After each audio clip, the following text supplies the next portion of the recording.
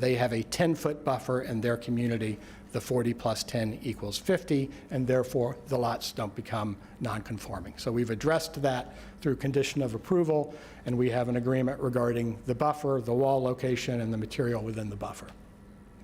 Just for reference, the multifamily rental, the closest we are is to Winston Trails at 950 at the 6-story building. So this is just a representation of the buffer. Again, the light blue is the 40-foot section abutting up against the Journey's End residential lots, and the beige E color, little color blind, so the beige E color is between 30 and 35 feet.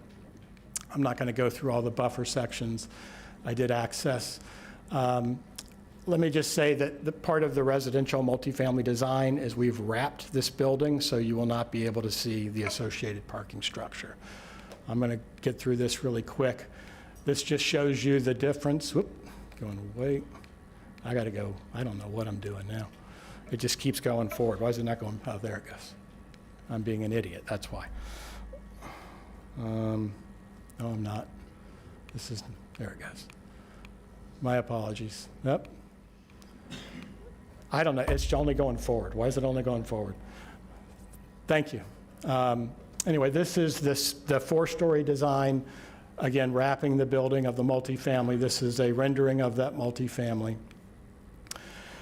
This is the important part that I need the board to understand, the timing of workforce housing. As part of this project, we have committed that if the board approves the cash out and we are doing the multifamily units on site as a 4-story building, the 27 workforce housing units will be built on site in the rental. This is language right out of your code. When you do a single building, and this is a single building, you pull all of the building permits at one time, and you CO all the units at one time. The code has what I call a glitch, which is it requires 50% of your workforce housing units to get a CO when you've got 50% of your building permits. Well, when 100% of your building permits get issued at one time, it's impossible to have 50% of your COs done. So we will file a privately initiated code amendment to address that. We've had discussions with staff about it. I think we're all in agreement that this is something that just needs to be fixed. It didn't account for this type of project going forward. The last thing I want to mention, Commissioner Sachs, just because it was something that you brought up during our meeting regarding the project, our recreation area in the single family does have areas which are designated for children. We have a tot lot play area with associated bathrooms, a kiddie pool area, and we have indoor air-conditioned space allocated for kids. We also have the multifamily indoor space as well as outdoor space.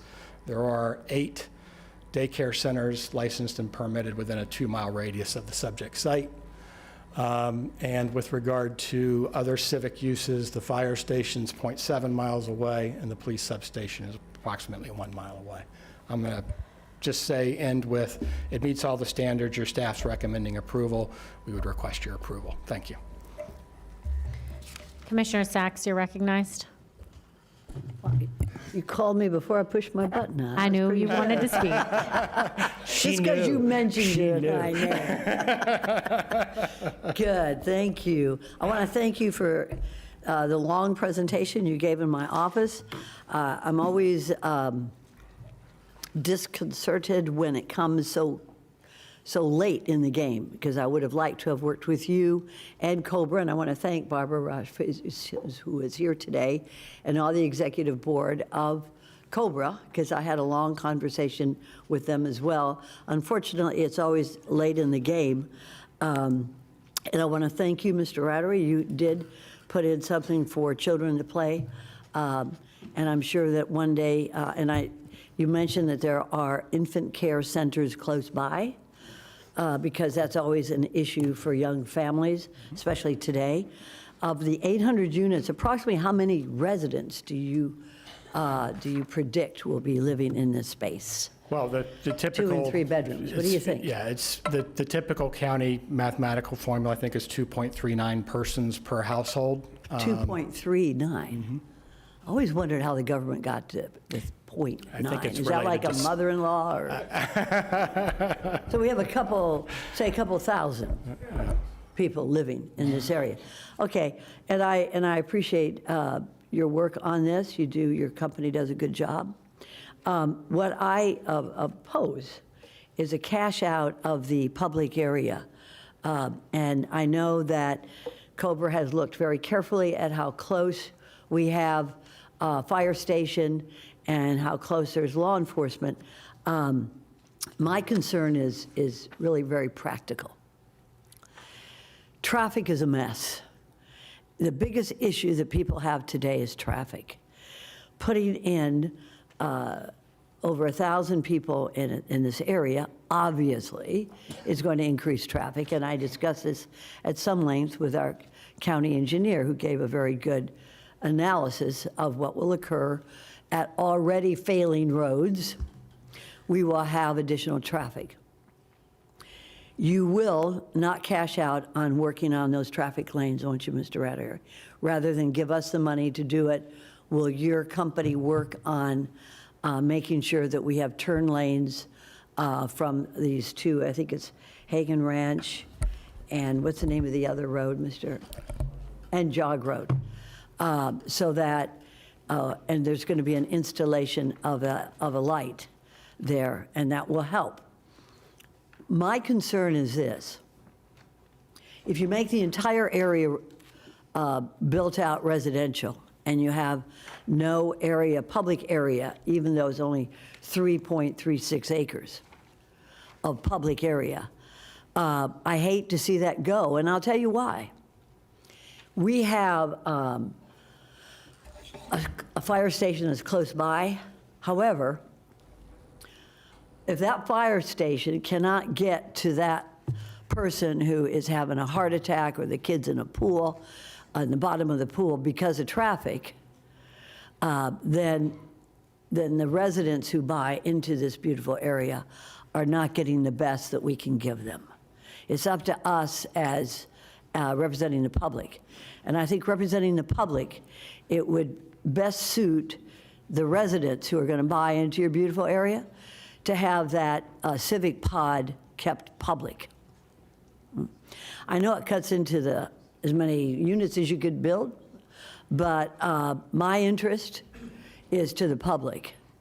Put a fire station, right there, so that those 1,000 of residents will have immediate access to EMS.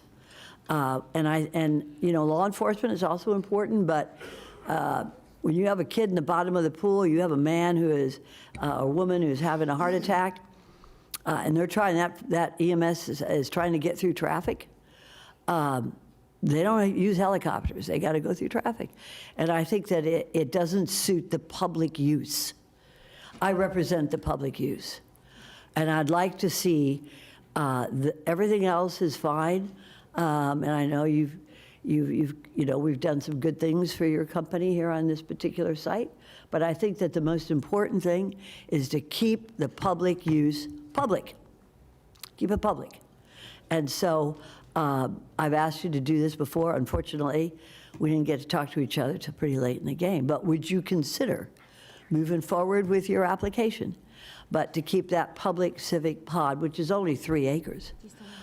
You're getting 167.82 acres, and I'm just asking you to keep the 3 acres there on perfect site that it is, because it's right on the corner of those 2 roads.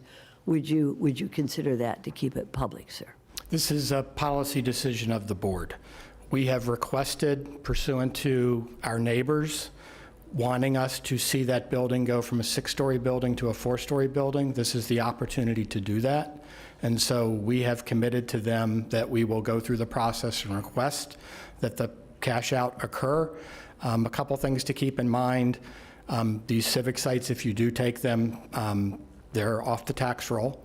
Number 2, they do require maintenance. We have several civic sites that we've conveyed to the county that are going on 15, 20 years that have gone undeveloped. So the county has to maintain those on an annual basis and just... You're telling us that we need to maintain this. I'm telling you, sir, that we are committed to maintaining our civic center, especially this one. And I'll tell you what, I've gotten numerous letters from residents So many of them are members of Cobra, many are not, that oppose this, and I'm not going to go into that. They're all matter of public record. I'm just asking you, because you represent the developer, if you would be willing to consider keeping that civic pod civic for, and it's our responsibility and our commitment to maintain it, all right? To keep it civic so that the public, because I represent the public, so that the public is able to be assured that they will have a fire station, EMS right there on that area, or a law enforcement. That's all I'm asking you. It's the same answer, Commissioner. We've And the answer is no. committed to the adjoining associations that we would make the request. This is a policy call of the Okay, board. so the answer is no, you will not. You will want to cash out and build more residences on that civic pod. We're not adding any additional residences. It's 800 units in the before, and it's 800 units in the after. There are no additional units associated with the 3.36 acres being added. It's the same number of units. So you're going to keep it open? You're going to keep the 3 acres open for, No, ma'am. We would Okay. combine it. That's what allows us to go from a 6-story building to a 4-story. So you will do what but with it, It's the sir? same number of units. It's just you build a larger footprint that allows you to take 6-story building down to a 4-story building.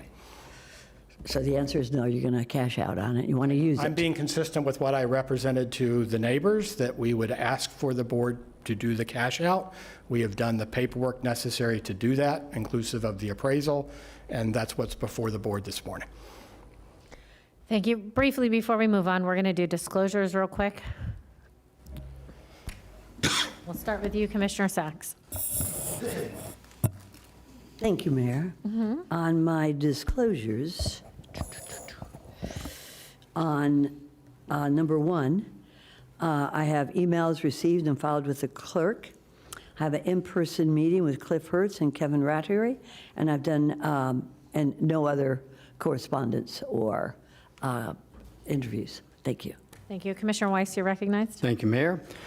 On item number 1, I had verbal communication with Misha Ezrati, Kevin Rattery, Cliff Hertz, Barbara Roth, Debbie Murphy, Dana Demos, Laura York, Brandon Furking, Josh Leroy, Dennis Cunningham, Kirk McDaniel, Jennifer Hamilton, Don Diamato, Cheryl Davis, and Bruce Tatlinger. I had email correspondence received and filed with the clerk. Thank you. Commissioner Flores, you're recognized. Yeah, I didn't get quite that many people, but I did have written communications with Cliff Hertz and Kevin Rattery, and verbal communications with Cliff Hertz and Kevin Rattery. No site visit, although I drive by it almost daily. Commissioner Marino. Thank you. I had verbal communications with Cliff Hertz and Kevin Rattery, and I have filed all of my correspondence with the clerk. Thank you. I've also had emails that have been filed with the clerk and that verbal communication with Kevin Rattery and Cliff Hertz, and no site visit. We have 2. If I may just, Of I'm course. sorry, but if I may just amend mine. I also had telephone conversations with Barbara Roth of Cobra and their executive board. Thank you so much. And before we go any further, we're going to do comment cards, if you'd please call them up. So I have 2, is Robert Garraway and Jocelyn Harris Fitzroy. Please come forward, state your name and address for the record. We have 2 podiums.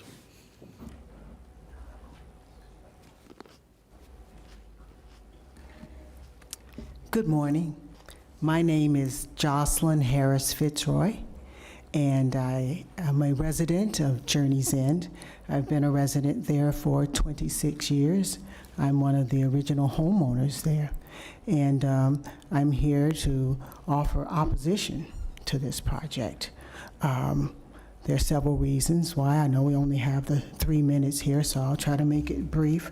As I stated, I'm one of the original homeowners, and I picked that lot because of its privacy and because it backed up to that golf course, and it's a premium lot. And obviously, that's all going to change with the construction that we're talking about here of this magnitude.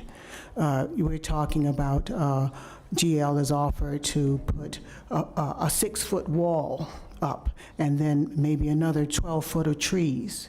But these homes that they're talking about building, these 0 lot line homes, these hundreds of zero-lot line homes, they'll be, upwards of 37 feet plus. So what you're really talking about looking at is quite a bit of just property on the other side of that wall where we had privacy. And speaking of what's there now, there are currently 30 feet tall areca palms that are there, so it offers a certain measure of privacy there. And we've recently found that these areca palms that we thought were partially on our land, when they did the survey recently that they did, they say they're all on the other side. They're all on the golf course side. And so it's entirely up to them to do what they want with them, and they're going to rip them all out. We're talking about hundreds of areca palms that extend the entire northern border of the Journey's End property and the golf course community. So they're going to rip all that out, and they're going to put what they're going to put in there, as I stated. And so I thought that was a bit of a travesty because we already had such a green space there. Also, there's the issue of the stormwater drainage. I'm concerned because currently my land floods a bit when it rains heavily, and when you have stormwater runoff for hundreds of homes, even though they're talking about putting a berm and possibly a swell and some drainage, I haven't seen anything in the drainage reports and that would illustrate how that's going to rectify that situation. So I'm concerned about flooding. And last but not least, of course, the traffic, which will be horrendous. We got some information that said something about they figure it was going to take maybe 300 and some odd additional trips a day. I don't see how that can happen, but roughly 2,000 people in the area going down an already congested corridor. So that's my time. Thank you so much for listening. Thank you so much. And Commissioner Weiss, I think one of my neighbors sent you some pictures possibly of that berm that has all those areca palms down it. It gives us the privacy that we have. Thank you so much. I appreciate you.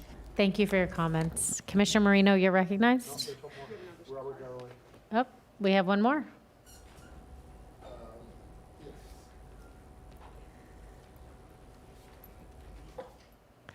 Good morning. Good Please state day. your name for the record. Yes, I'm Robert Garraway. I am a resident of Journey's End. Initially, when I came, I wasn't planning on talking, but since I have the time, I'd like to say that I've been living at that place since its inception, also since 2001. And what I find interesting is that the density, I mean, if you look at where we are and the property of Journey's End, it's a larger place than what's planned to develop. And we only have 471 homes, single-family homes. To go from smaller, to build 800 units, 500 homes in a smaller area, will automatically understand it in the density that we're starting to talk about. I have noticed development in the area since I was there, and traffic has definitely become a problem over the years. So if you imagine putting in another 800 units, probably maybe 1,000 humans who would probably have cars might make the density, the overcrowding a little kind of unacceptable.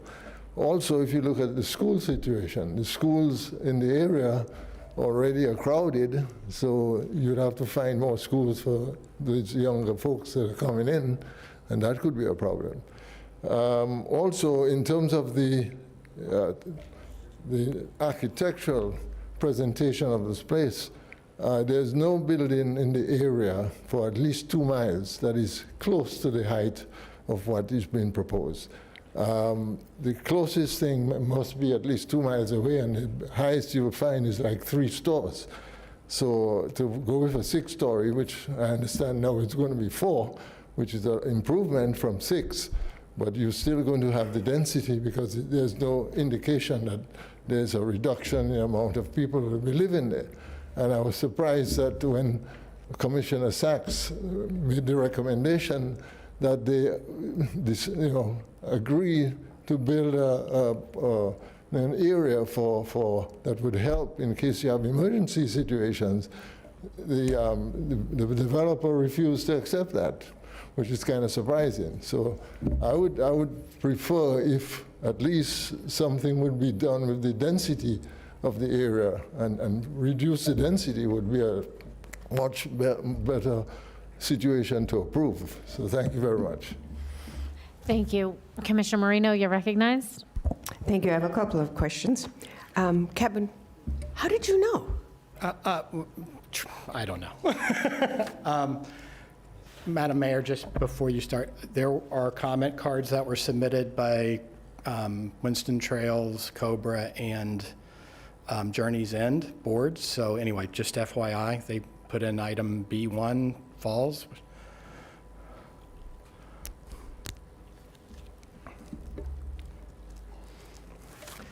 Would you like to respond before we move on to their cards? Or would you like to wait to the end?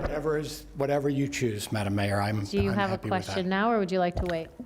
I'll wait till after the comments. Okay.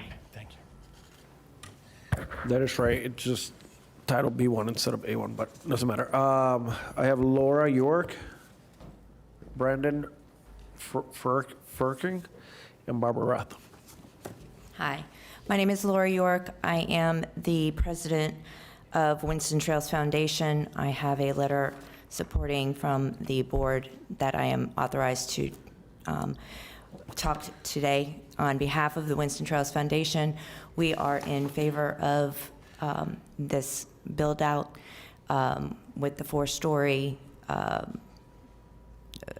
allotment. I don't know if you have any questions for me. I do not see any questions. Thank you for your comments. Next up, we have Brandon Firkin and Barbara Roth. Hello, thank you, Commissioner. please state your name. My name is Brandon Frerking. I am here on behalf of Journey's End Board. I also have a letter authorizing myself as well as our president, Josh, to speak. Good morning. Sorry, I was in court across the street. I ran late and I didn't get a comment card before the hearing started. So we are here on behalf of Journey's End. We neighbor the property directly north. I understand some of our residents voiced opinions earlier, but we as a board support the requests to change the zoning of this property from recreational to the PUD. We recognize and support the idea of 800 units on said property, and we do support the idea of a cash out of that civic pod. In fact, that is one of the primary reasons for our support, is that cash out of that civic pod to enable them to lower the height of this building from 6 stories to 4 stories. That is an important part for us, and we support GL doing that. And we also recognize that they're asking for a 42-foot height for said building for that 4 stories, and obviously we support that as well. Thank you so much. Barbara Roth. There you go. Good morning, Mayor, Commissioners. Thank you very much. I think this is the first time I'm addressing this body in the new year, so I wish you all well. I represent Cobra. We've been around for 45 years, and during that time, one of our major objectives has been to look at the reality of growth management and to weigh that with the safety and security and well-being of our residents for 45 years. This area, this site is right in the center of the Cobra area. It is in District 2. When it was brought to us, the first thing we thought of was the possibility of allowing GL to cash out on that civic site and therefore bring the height down. We went as soon as we could to the district commissioner, Commissioner Greg Weiss, Debbie Murphy and I, she's our first vice president, and I spoke about the reason for our suggestion. Cobra is not happy about anything 6 stories in the Cobra area. The only time we have supported such a height was for the Bethesda West Hospital. And that was because it met a safety and security need of our residents way back. and we accepted that and worked with that development. However, to have a 6-story structure on Jog and Hypoluxo was just not going to sit well. The surrounding communities are longtime members of COBRA. Part of our responsibility is to work with them to educate them on the realities of development. This is not the Ag Reserve. Often when people hear COBRA, they associate it with Ag Reserve. We made it very clear, nope, this is right in District 2. We're proud of that area. I also immediately checked with the school district because we're concerned about the school sending areas for our residents, and I was assured by school board chair and the superintendent that there would not be an issue. Traffic. Where do we begin on traffic? There are so many issues, and you have heard us before, certainly in regard to Boynton Beach Boulevard, and you will all be hearing us again very soon again on that issue. And we share the concerns of Commissioner Sachs about traffic, and you've heard COBRA over and over again on that.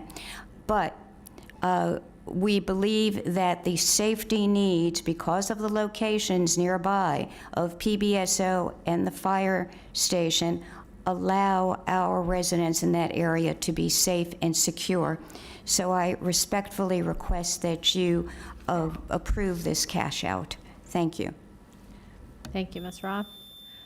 We do not have any more cards, sir. If Yes, you'd like to tell us your name. My name is Marcus Vadnez. I'm a resident in Palm Beach County. I'm just requesting your grace that I was not able to fill out a yellow card, and I would like to insert my... If you will fill out a card after your comments, we'd greatly appreciate that. Yes, okay. Thank you. Thank you so much. Okay, yes, so like I said, my name is Marcus Vadnez. I'm actually a very young resident, pardon my attire, but I'm actually not here to argue that growth is...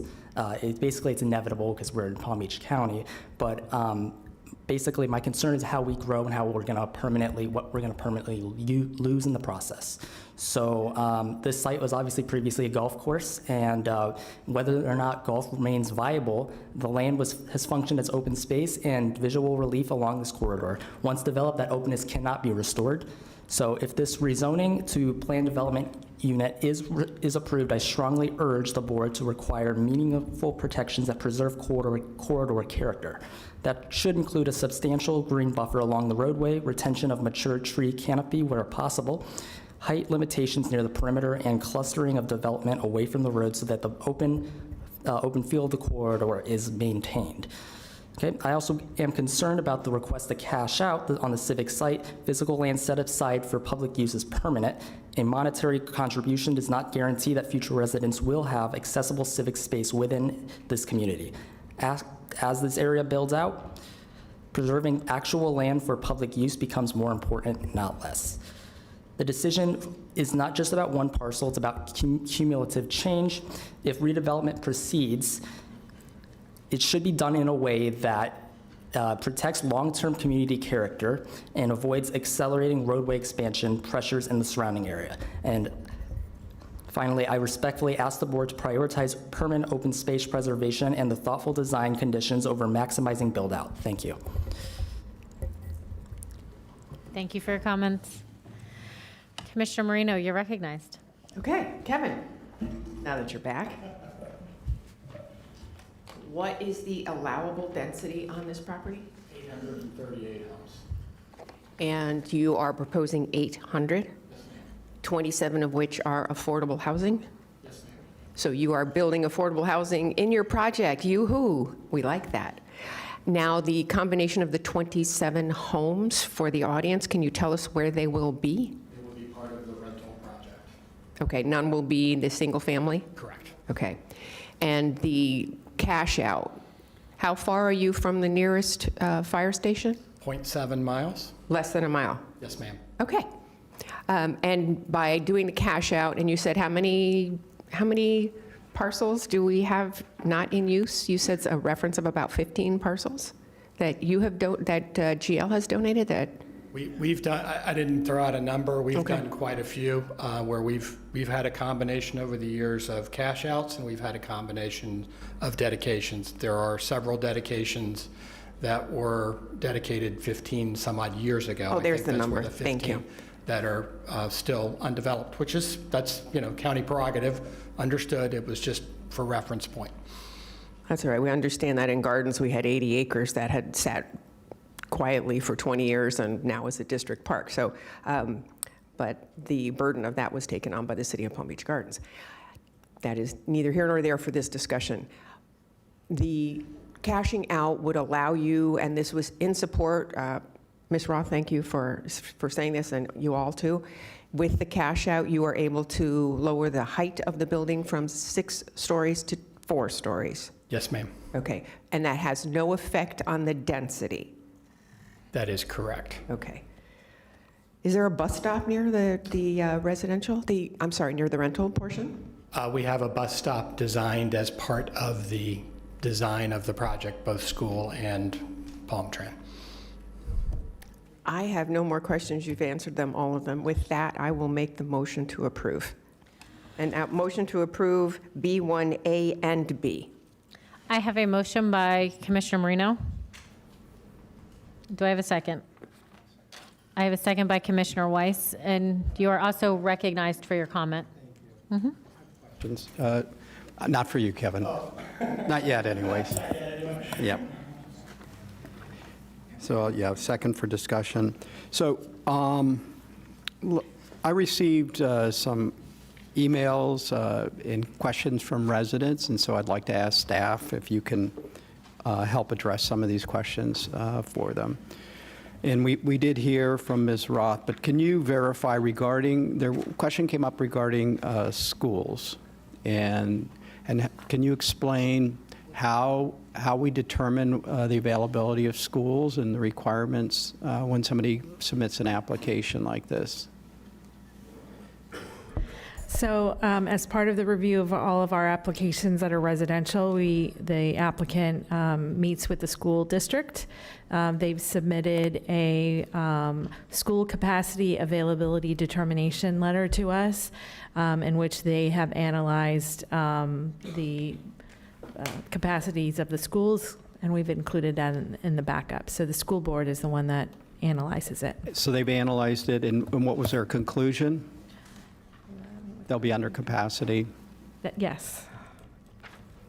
I'm pulling it up really quick. You want to know the page? It's on the last page. It's Exhibit E12. Correspondence.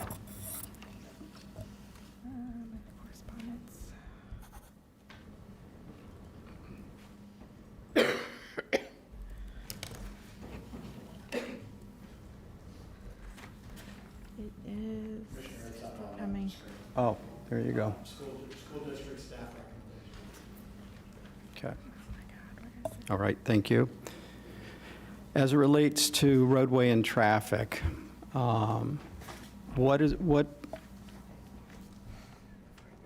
allowable in terms of our authority regulating development relative to traffic?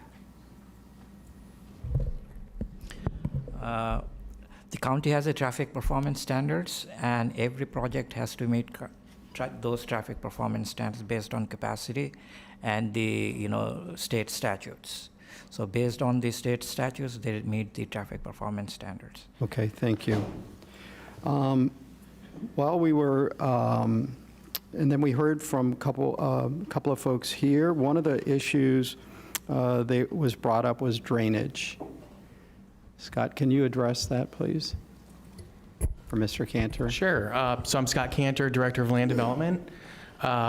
So yeah, Journey's End, well, let me start first. The golf course existed first.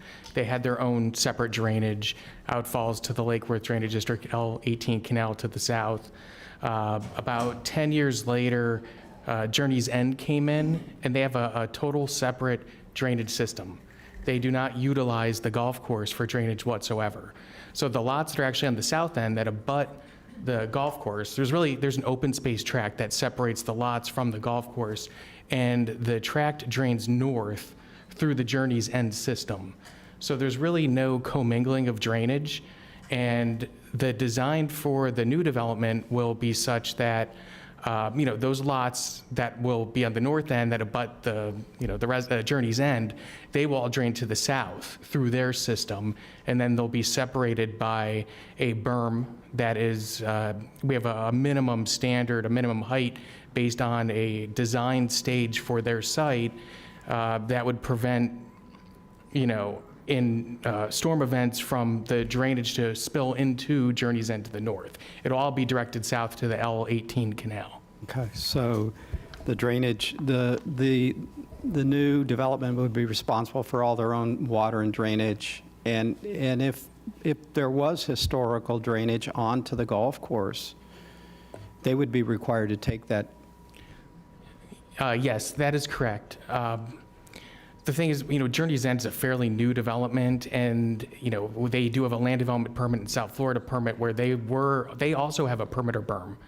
So they are responsible for all of their own drainage. Okay. So there's with no anticipation that there is any historical drainage to the south into the golf course. That's not how that development was permitted. Okay, all right, very good, thank you. And then as it relates, we've talked about building height. People talk about stories, but you all don't, in our development regulations, it's not about stories, is it? It's about the height of the building in feet, in inches, correct? Correct. And so with just a standard home in Palm Beach County, what's the allowable height by right? So ultimately, across the board, it's all 35 feet. For single-family homes and single-family districts, 35 is the maximum height. When you're dealing with multifamily and commercial, they can go above 35 feet, but they have increased setbacks that go along with the increase in height. Okay, but a single-family home by right anywhere in be 35 unincorporated Palm Beach County is 35 feet. Yep. So theoretically, you could put 3 stories in 35 feet Yep. if you had 10-foot ceilings. Correct. Okay. And then you have in there, I think there's also in the, some of the requirements in there is that they're going to have to do some roadway testing to determine if in fact it warrants a traffic light. Is that required? That's Correct. I mean, it will be based on the real traffic when the homes are built, but from the onset, we will ask for a surety from the developer to, put out, for the signal. okay. So we will have the money before, the requirements are determined. But as this project gets built out, if the traffic performance requires it, then the money is there. Correct. To add a traffic light. Correct. Okay. And I really appreciate, first off, I appreciate the work of Cobra, always, I think, and I really appreciate, though, the neighboring boards that reached out. They had very good questions and concerns, and I'm glad that they were able to meet with the applicant and have those addressed. Change is always, it's never easy, and to have, folks in their backyards, they were looking out on a golf course, and to have that taken away it's a big change. On the other hand, there's property rights, and I believe, the applicant, whether they kept it a golf course or not, could have come in and asked to build a wall separating the properties if they had wanted to, and of course changed that away, and as well as changing the foliage that is there. They have a right to do that. So, but I certainly understand it, and I appreciate the folks coming to speak to us. I think the issues that have been raised by the constituents that live nearby have been addressed, I think, by the work that you all did and the HOAs did working with the applicant. So I will be supporting this. I'll be supporting the cash out. I have no problem having this move to 4 stories. I think having services close by, I feel comfortable with that, and there is no current use identified for that property. So I will, I made the second, but I will be supporting it with my vote as well. Commissioner Sacks and then Commissioner Flores. Thank you so much, Mayor. 4 stories would be compatible with the surrounding areas, and that was brought up by Cobra. So we're not asking any privilege for them to keep it at 4 stories, because compatibility is a very important item before we consent in a zoning issue. Compatibility is very important. Ms. Roth, you brought up a very good point. 4 stories is compatible with everything in that area except the hospital. So asking for 4 stories, they're not giving us anything. What we're doing is that is consistent with the area surrounding this new development. So that's a given. And to ask the public to give up a civic pod, there are 800 units between the next EMS, which is fire station, and that all these new residents is just asking too much. And why should we, representing the public, give up that opportunity for safety and security for not only the new residents that are coming in, but also the residents who already live in that area? To me, it's asking too much. And I, representing the public, I am not willing to do it, and I won't do it. And I won't agree to this, because I don't not think that the public should give up opportunity to have safety and security for all these new residents, thousands of new residents, as well as for the residents who already live there. Traffic. According to our traffic engineer, there's going to be 6,362 additional daily trips. We can do better than this. We can develop better than this. We need housing, but we need smart development.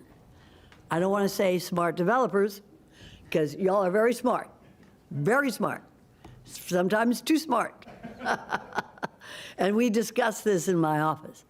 But we can do better to develop housing, smart development, without increasing the daily trips on our roadways. So for 2 reasons, I think that we can do better. One, I'm not willing to give up public space for an item that is already required and should be required and is required under our ULDC, and that's compatibility. And the second thing is we can build smarter housing without adding to our daily trips and increasing our traffic. So I want to thank you. The applicant has done a good job, and thank staff for working on it, and of course, thank Cobra. But I think that Palm Beach County deserves better, and I think we will get it, and that's why I oppose this. Thank you.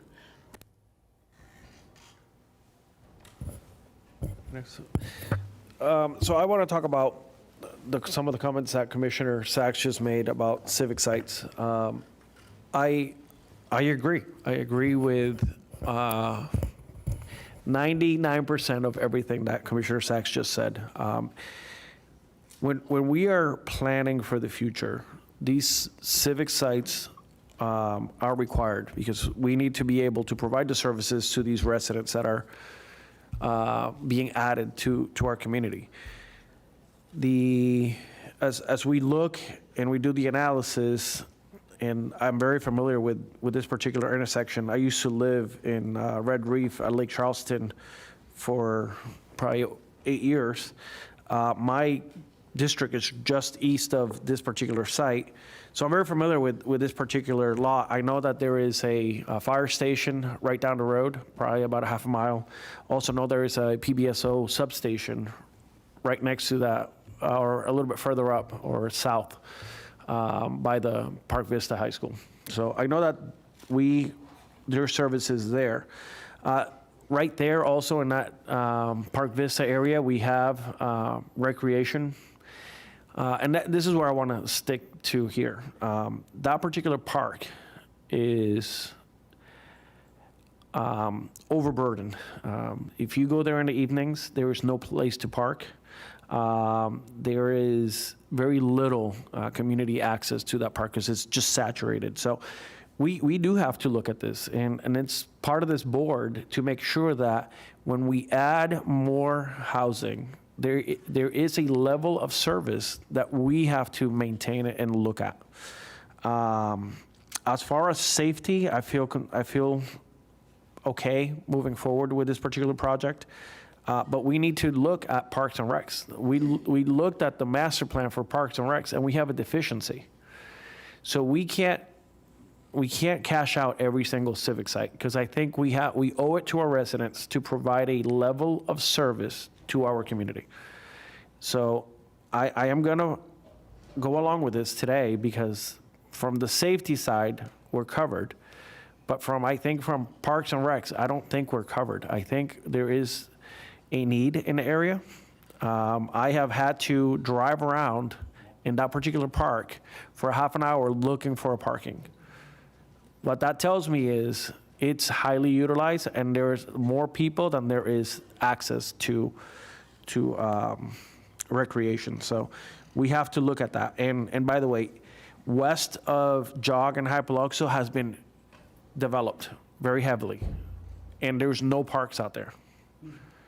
So we really have to make a conscious effort that when we approve these projects, we're looking at level of service, because our residents are accustomed to a standard and a quality of living of Palm Beach County, and we owe it to them.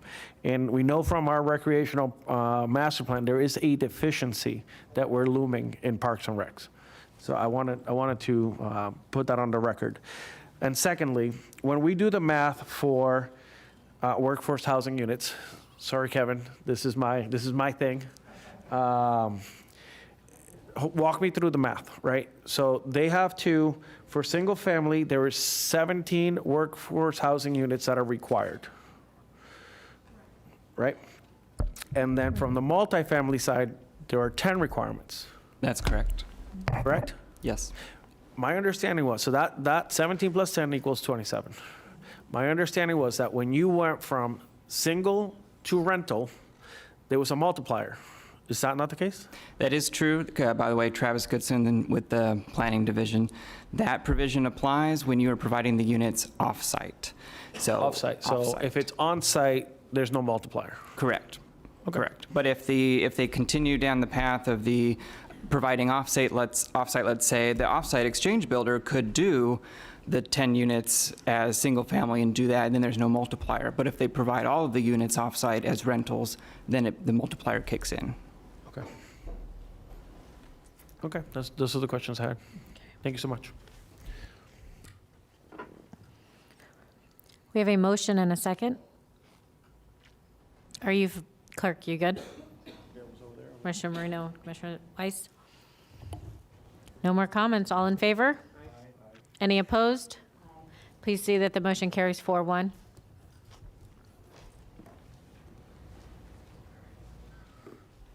Moving on to item number 2. Mayor, Item number 2 is related to our ULDC. It's for freestanding emergency department, modifying specifically our Wendy, medical one office. second. Commissioner Marino, did you have I a was going to comment? say, we've heard this quite a few times. I don't Yes. think, from my perspective, I don't need a presentation. Does anyone else need a presentation? I'll entertain a motion. I'll make a motion. There's a card. Is there a card? Oh, 5 cards on this. Excuse me, but I do have a first by Commissioner Marino, a second by Commissioner Flores, and we will take cards at this time. Alexandria Larson, Drew Martin, My name is Don Chester. I'm Assistant Administrator. Don Chester, and Sharon Waite. Don, 1 second. Let's let the, Oh, hi. Thank you. I'm sorry, I normally raise this up just for a slam dunk contest, but I'm making can't an hear you. exception here. Can you hear me? yeah. Can you hear me now? Thank you very much. We fully support this, but what I would like to do is have our opportunities to participate in the establishment of the regulations. We know that it says in the motion, in the related item here that is establishing, we will establish regulations for freestanding emergency rooms. And we just like to have some input in that because that's where our expertise is. That's all we're asking for. Fully support it. I truly appreciate the commission realizing that there's a big difference between a hospital and a freestanding ER. So thank you. Don, has staff reached out to you in regards to any of this? Pardon me? Has staff reached out to you in regards to any of this? Yeah, it just slightly, but not really. We really haven't discussed it. And that's what we would like the opportunity to do. Well, Pat's not here, but without objection, I would like to direct staff to please work with them going forward. Commissioner, Isn't this adopting the regulations? It's This final is adoption of adopting. the regulations. and you said you wanted to work together moving forward. Absolutely. Just to make, this is our area of expertise. And we would just like to say, this is what we can do, this is what we can't do, so that everybody has a standard. Have you had a chance to review what we're approving today? Yes. And are we you- think it's fine, but sometimes the regulations get interpreted in different ways. And that's all. It's very simple. That way we have one standard. There's an incredibly number of standards for hospitals. We would just like to make sure that there is a standard for freestanding ERs. Because I think there's going to be a lot around Palm Beach County over time. Commissioner Marino, you're recognized. Thank you. Don, when you say "we," remind me who the "we" is? Well, what I'm saying right now is hospitals. We, from my point of view, we are Palm Beach Gardens, St. Mary's, Good Sam, Delray, and West Boca medical centers. But I'm sure the HCA hospitals and the Baptist hospitals would also like the opportunity to participate, and also Jupiter. Thank you. Okay, Thank you. thank you. Next card. Alexandria Larson. I really enjoyed the Jerry Springer aspect of our county last night. I'm worried about hospitals because HCA has taken over several of the hospitals that were independent, like Palms West, out where I live, was a owned hospital. It was like the community hospital. And the changes are becoming really, the aspects that are hitting the neighbors are amazing. Because I don't know, commissioners, if you're out there and your constituents tell you about it, but we've got hospitals saying, we're not going to do this, we're not going to do that, we're going to change this, we're going to change that. That's a big problem for everybody. It is. I mean, behind Palms West, there's two one-story buildings that they want to get rid of so they can build a 60-story building. The height thing is what's really changing in our county. So I hope you'll look into this with your regulations, because proposing and adopting on the same day isn't right. It should be a little bit separate, maybe a month, so somebody can look at the regulations and get an idea and maybe give you some input on maybe what shouldn't be changed in the ULDC.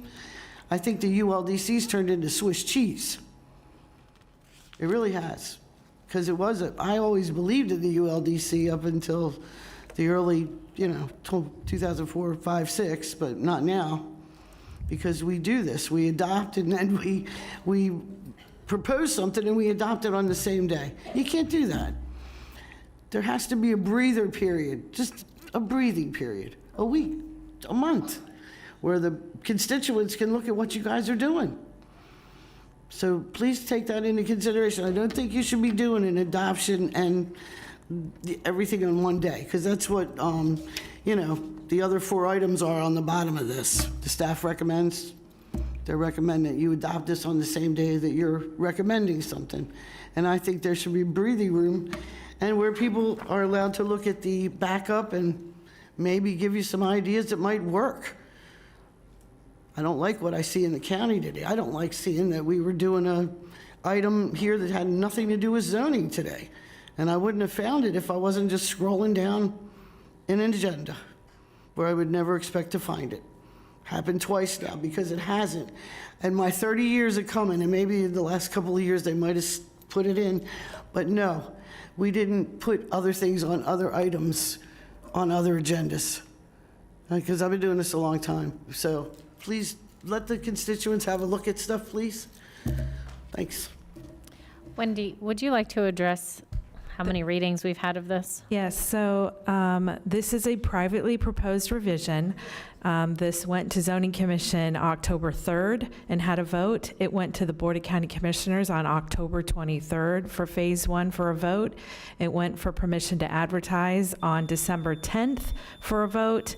It went back to Zoning Commission on January 8th, and then last month, on January 22nd, it was before the Board of County Commissioners, and again on February 26th before the board. So it's been several public hearings that have been advertised. Thank you so much. The next card, Commissioner? Sharon Waite? I'm here. Hey, Drew, here you with put Bella. one for item 6. I mistake, so it's Sharon Waite.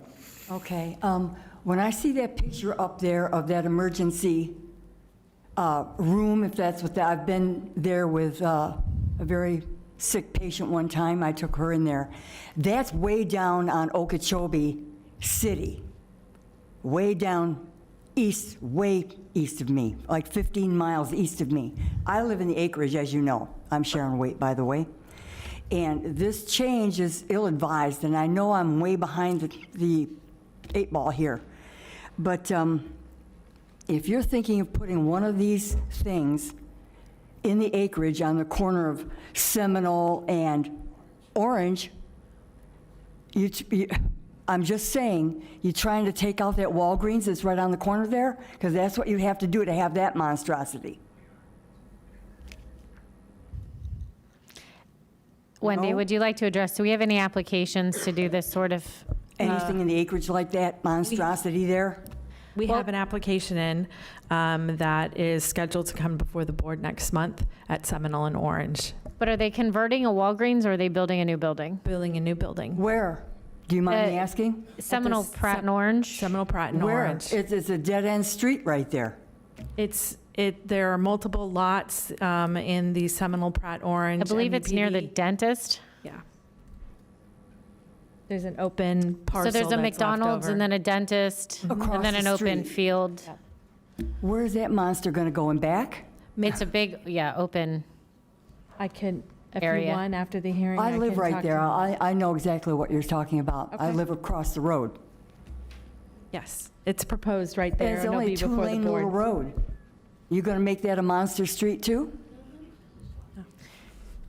So I don't see anything that when they come to you to build anything, where's the infrastructure? Okay, I think the agent is, or the representation, the attorney for the agent is here. He can speak with you after the meeting or after this. We're happy to go over the plan and talk. We're sitting right in the back. That'll be We're fine. happy I'll to meet sit you. down. Yes, All right. thank you. And that Thank will be you. next month, so. Okay, we have a first and a second. All in favor? Any opposed? Please see that the motion carries 5-0. We have postponed item 3, so we will move to item 4. So item 4 is a modification to the ULDC relative to our workforce housing program. The request before the board is permission to advertise. We had a correction on the add delete that the motion would just be for B and C. Would you like a presentation from staff? Would anyone like a presentation on this? Thank you. I don't know if we have any We cards. have 4.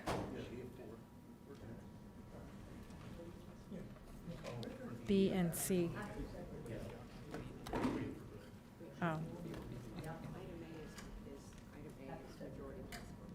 Do we have any cards? 2 cards at number 4? Yes. So let's take those. I got Linda, Charles, and Cindy LaCourse Blum.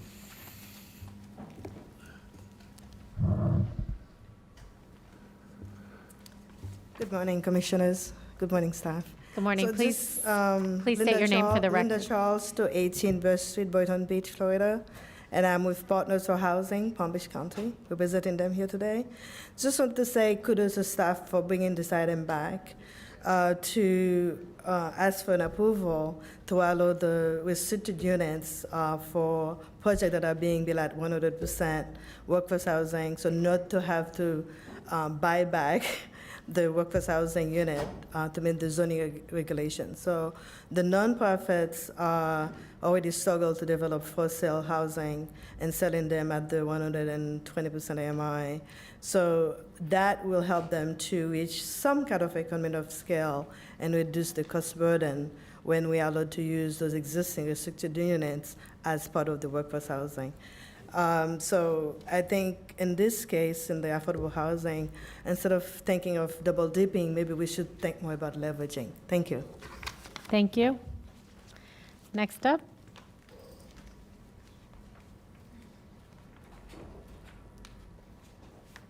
Good morning. Hi, good morning. Cindy LaCourse Bloom, Executive Director of the Community Land Trust of Palm Beach County and the Treasure Coast. I echo Linda to say thank you so much for bringing this back and considering this change that would really exacerbate our ability to do homeownership housing that's much needed in the workforce housing program.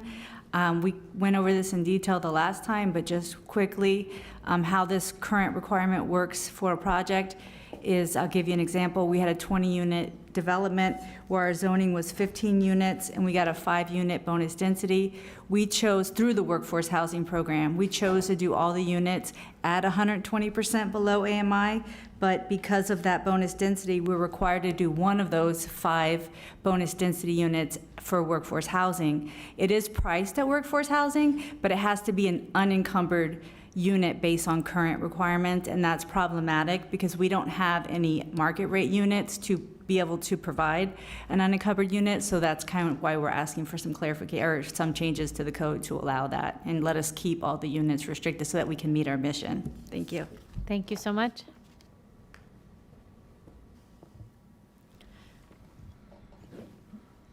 Okay. I'll entertain a motion. Madam Mayor, I'd just like to clarify the motions because the letters got re-lettered on the add delete. So motion A would be to receive and file the business impact statement, and motion B would be approval of permission to advertise for first reading and adoption at the BCC zoning hearing on March 26th. I have a motion by Commissioner Marino. A second by Commissioner Weiss. All in favor? Any opposed? Please see that that motion carries 5-0. Thank you so much. Since number 5 was postponed, we are going to move on to number 6.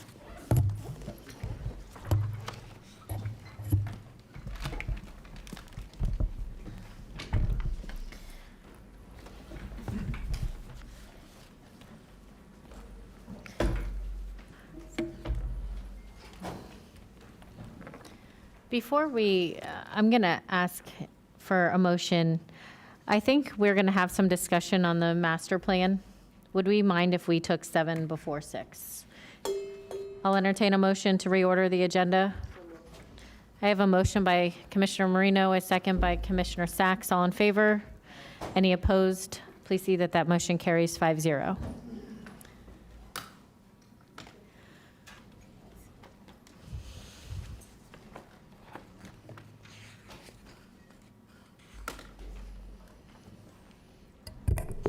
Good morning, Mayor. Good morning. Oh, she's not here.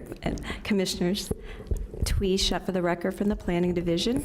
I know representative from the Village of Wellington's here. If there's any questions, I can do a brief, unless you want the full presentation, I can do a very brief presentation.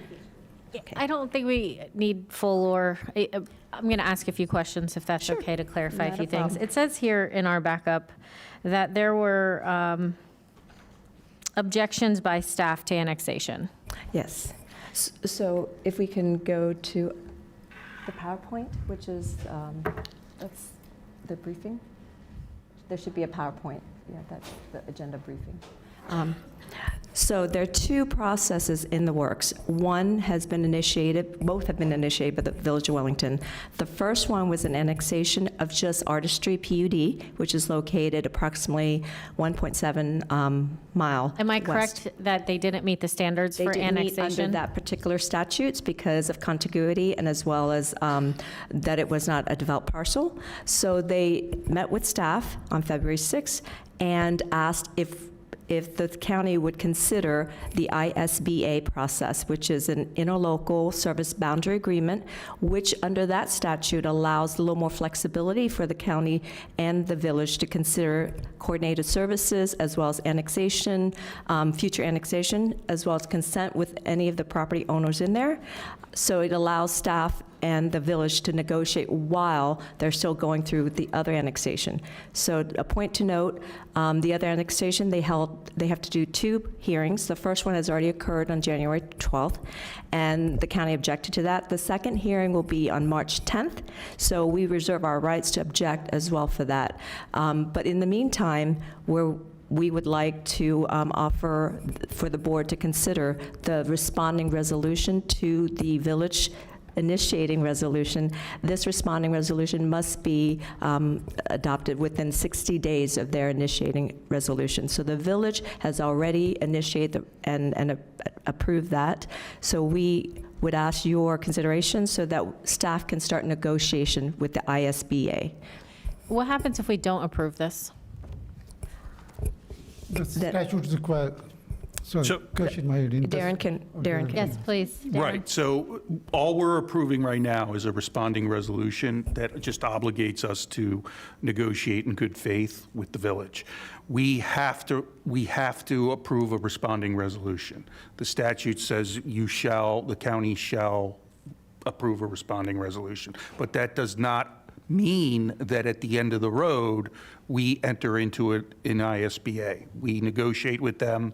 If we're unable to reach an agreement, that's the way it goes. So, Commissioner Sachs, you're recognized. So, Mr. Attorney, in answer to the mayor's question, we have to approve this. yes, we have to approve this responding resolution. statute. We don't have to necessarily do it today. Like Twee said, we have 60 days from the date of receipt, but we're here now, so we have to do it. So you recommend that we do it my today, recommendation no would be to do it. You can add issues if you would like to Such as? I don't know. Yeah. That would be up to you Commissioner Marino, guys. you're recognized.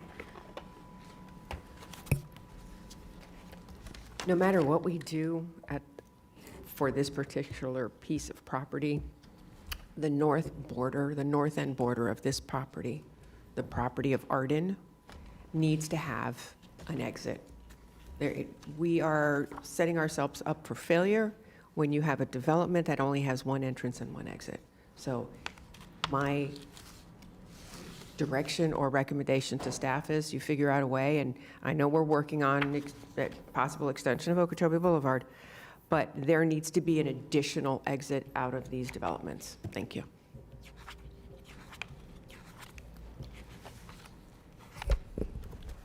Commissioner Weiss, you're recognized.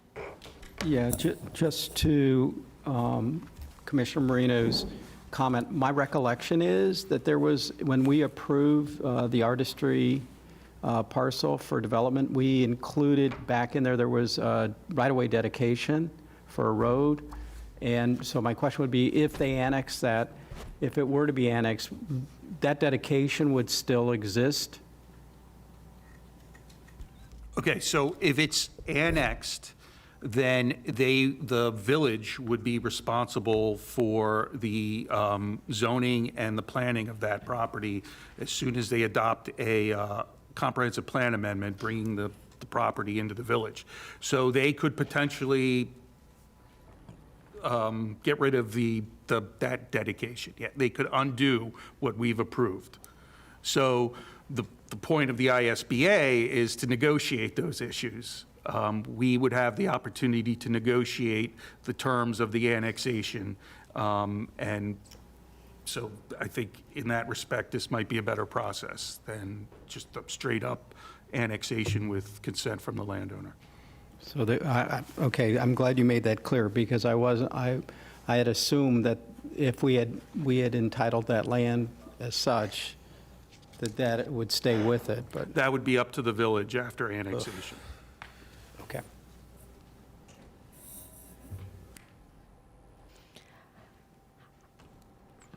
I'll entertain a motion. I got a card in this. Is there a card? 3. Yep. 3 cards. I have a card too. Please call them up. I have Drew Martin, Sharon Waite, and Alexandria Larson.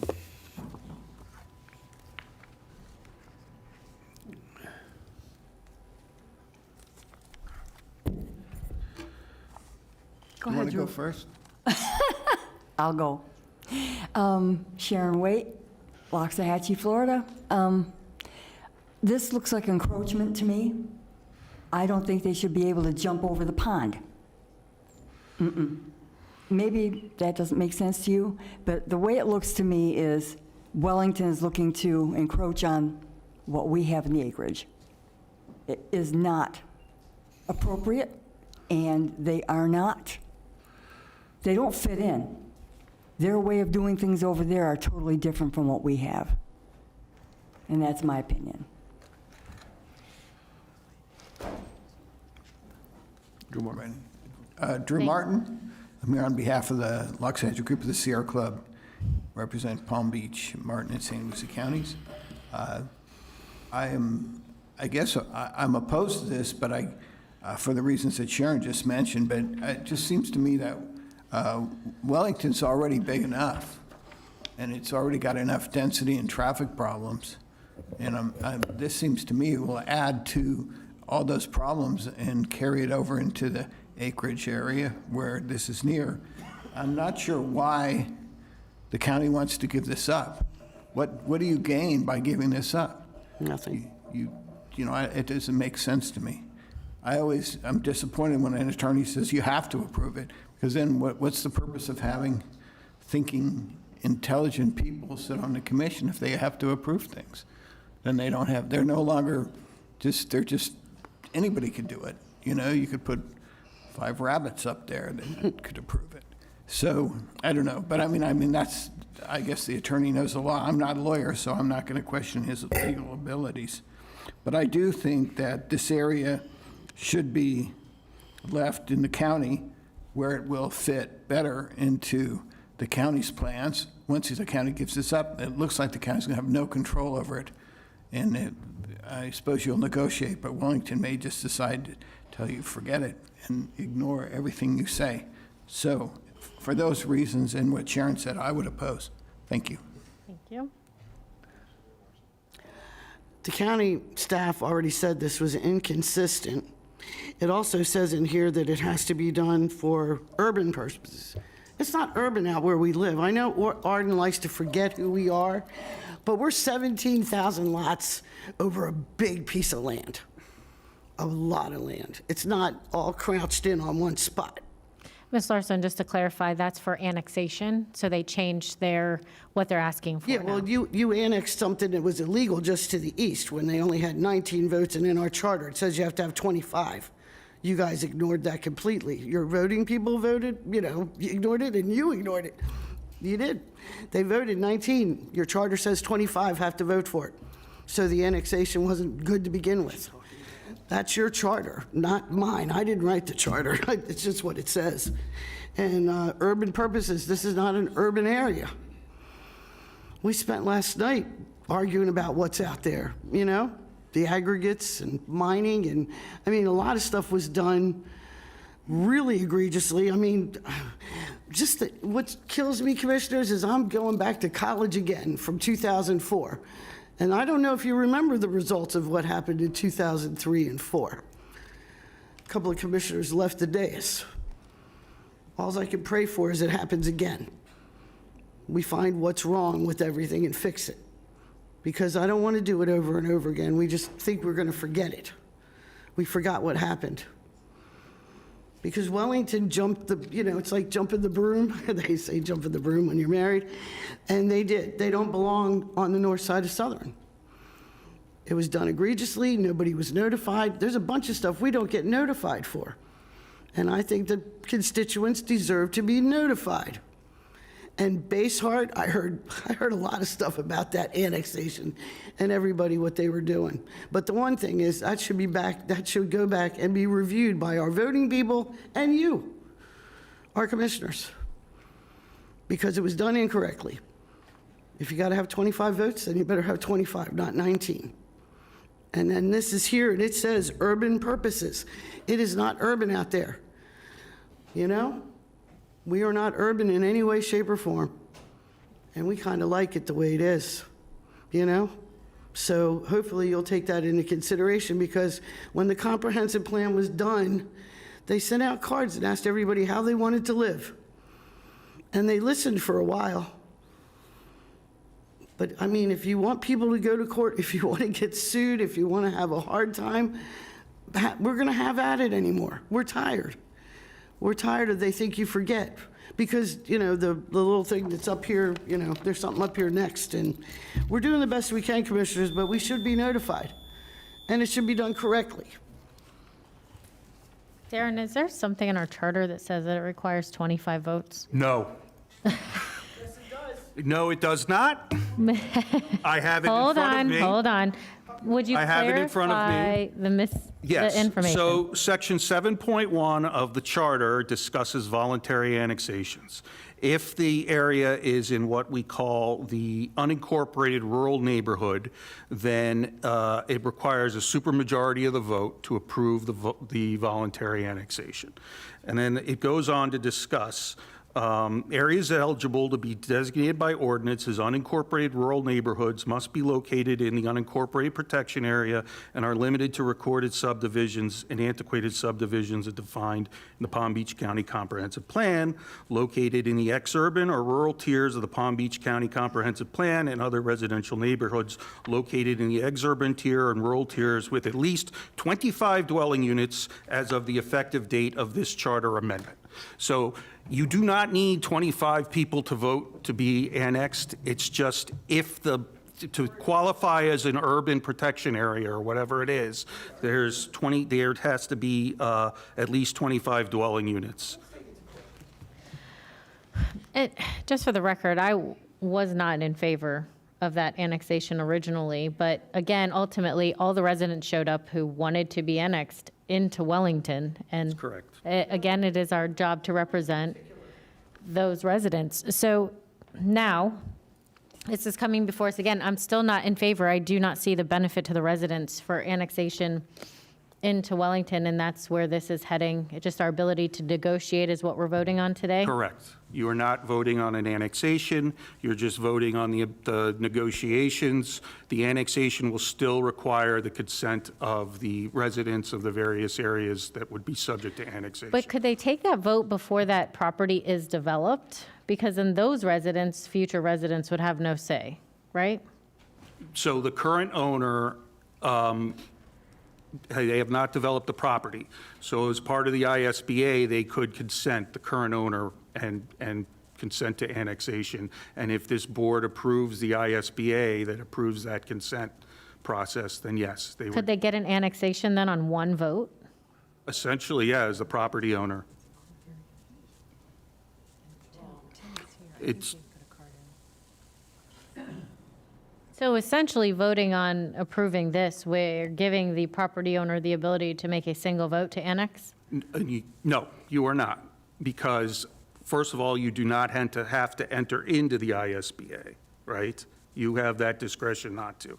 On the other side, we have, I believe, very solid legal grounds to object to the annexation that they've already got in process. And I believe we would prevail on that because the property is not developed for urban purposes. And this resolution is just negotiating joining that ISBA? This resolution is just negotiating the ISBA, yes. You are not approving the ISBA, you are not approving any annexation at this point. All you are doing is approving staff to enter into good faith negotiations with the Village of Wellington over which this ISBA could come back and be, well, we're not going to annex that property. We're going to annex this other property. You know, we don't know at this point. It's just opening the door to be able to make those discussions. Commissioner Weiss, you're recognized. Couple things. And I understand we have representatives from the Village of Wellington here.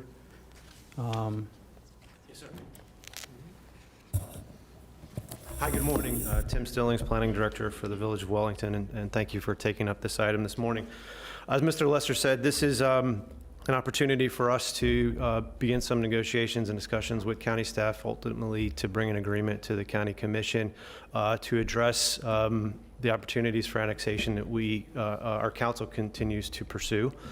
We do share some of the same concerns the County Commission has regarding not only roadway connections, access to these communities, and also fire safety. So we are committed to ensuring that those are addressed, along with all the other service provisions in this area, utilities, drainage, et cetera.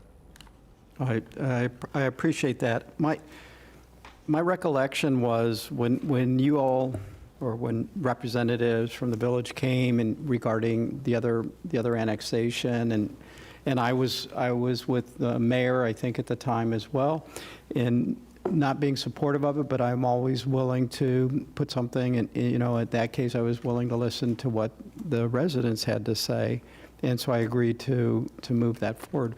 But I also recall, at the time, you all said, that's it, that's all we're doing. And so it gives me pause, and not to say, and understanding what's in front of us today is not approving an annexation, but rather the ability for our staff to negotiate with you all. But if folks can come into the chamber and tell us they're not going to do something, and then they turn around and do it, and I understand it was your board made that decision to move forward with this annexation, and as staff, that's what you do. You follow the direction of your board, but that is a little troubling. Well, it's actually a lot of troubling.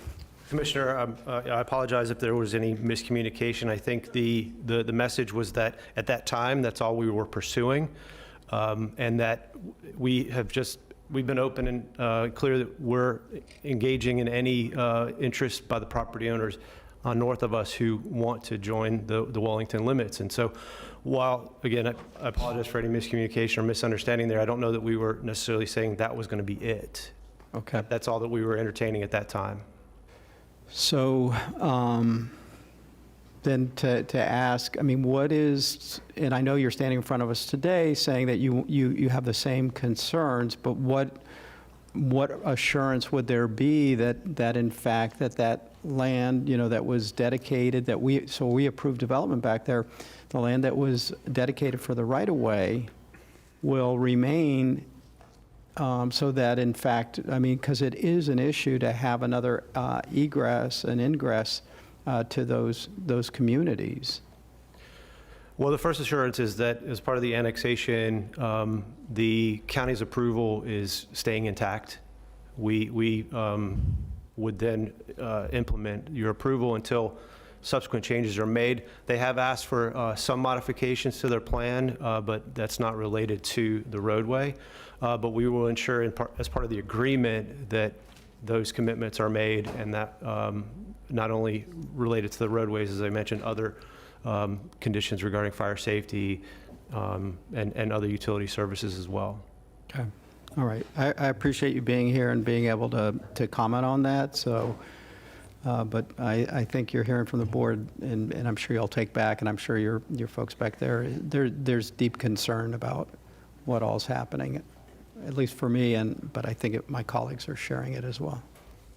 And I believe our council shares the same concerns in terms of the access and circulation. Absolutely.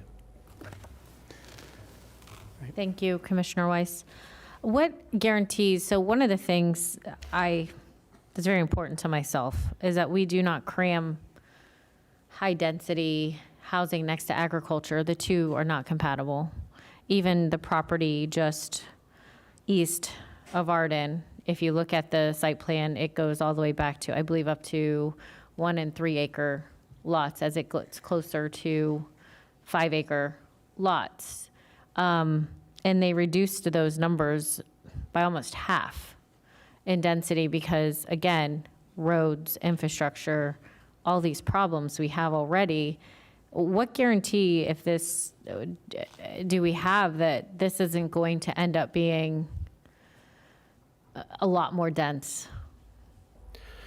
Well, I don't know that I can provide any guarantees in terms of the development in the future, but I know within the agreement we can establish our relationship with the county as it relates to planning and development review. With respect to Artistry Lakes, the density is remaining at the levels approved by the county commission. In fact, I believe there might be even a lowering just a few decimal points. The other areas, I think we would expect to see them develop in a similar manner, but we can definitely ensure that the ISBA addresses all of those concerns. Darren, what ability do we have to direct for those negotiations now? So currently, our ordinance, our responding, not ordinance, our responding resolution is drafted so that it gives us leeway to discuss various topics. But as the commission, you are allowed to identify additional unincorporated area or incorporated area or both for discussion, and you can add additional issues for negotiation as well.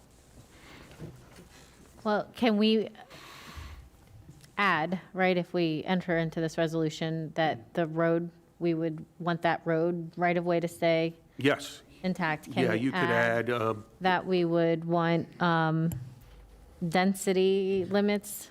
Is that possible? you could add an item that says, I don't know how to phrase it at this moment, but those road, that would be in those, keeping those road, I guess, rights-of-way or dedications as is would be an issue for discussion.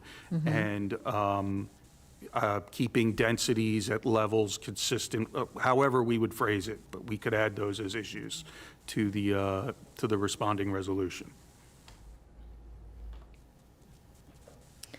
What is the current density on the old Fleming property? Sorry, the current density, the maximum is LR2, and the current approval is for 534 units. That's the property just west of Arden? Yes, actually, no, that is the Artistry. PUD. Artistry. Right, And it's and- zoned right now for LR2?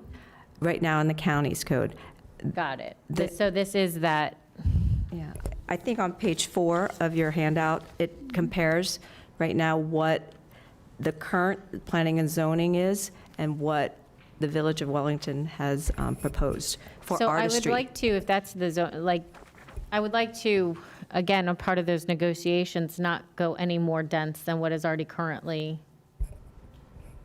Yeah. approved. Right, just to note, though, with the Wellington proposal, it's 579 homes. Versus? Which is, yes, versus 534. So the density in Wellington would be 1.3 units per acre. It's still under the LR2, but it's more units. So if you want us to negotiate with just what is currently approved for Artistry PUD, we can certainly do that. That would be great. Okay, so we need a motion for the, oh, and Commissioner Weiss, please. Thanks. I probably would have benefited from going through a full presentation on this, because I see Wellington's proposing zero. Do you, well, now, I'm sorry, let me just ask a question. Do you have any workforce housing requirements? In Wellington, we do not. So We can add that. that would be something I would want to have included in as a discussion, that there needs to be workforce housing and/or workforce and/or affordable housing. Commissioner Weiss, as the district commissioner, I don't want to include that because I don't want to drive density up in order to get to workforce housing numbers. If that's, I want to Well, leave that to their ability to. If you develop 10 homes in Palm Beach County, you're required to build one workforce housing. Then it would not, again, So you would be giving that up. if the builder finds it and it goes to Wellington and they want to negotiate that, I just don't want to tie these negotiations on. I'd rather limit it at this many, this LR2 that it's currently, which is low residential. I mean, if we add workforce housing, does that then automatically increase density? Twee? Right now, under their current approval, there is 54 that's required, and a total of 34. But yes, they could come in and amend that to go up to two units per acre, and maybe also increase their workforce housing as well. If we can just mimic what is currently is approved. Currently approved.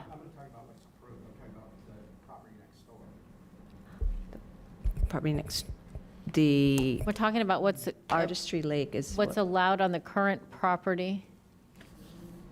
Let's go back to the, Property east of Artistry Lakes. Show the boundary. Are you talking about the Leonard parcel? If I may, I think I can commit to including workforce housing considerations in the agreement for the ISBA. Yes, sir. But I guess we're trying to also say we wouldn't want more in even the vacant land than what is already, but Artistry Lakes is all we're talking about today, right? And it's approved. Right. No. For, So, no. The area outlined in red is the area that will be negotiated under the ISBA. Artistry Lakes is a part of that. Wellington has already started the annexation process for Artistry Lakes. We objected, and so the alternative is to come up with a holistic agreement for everything within that red outline. again, keeping roadways intact. So again, I wouldn't want increases in density.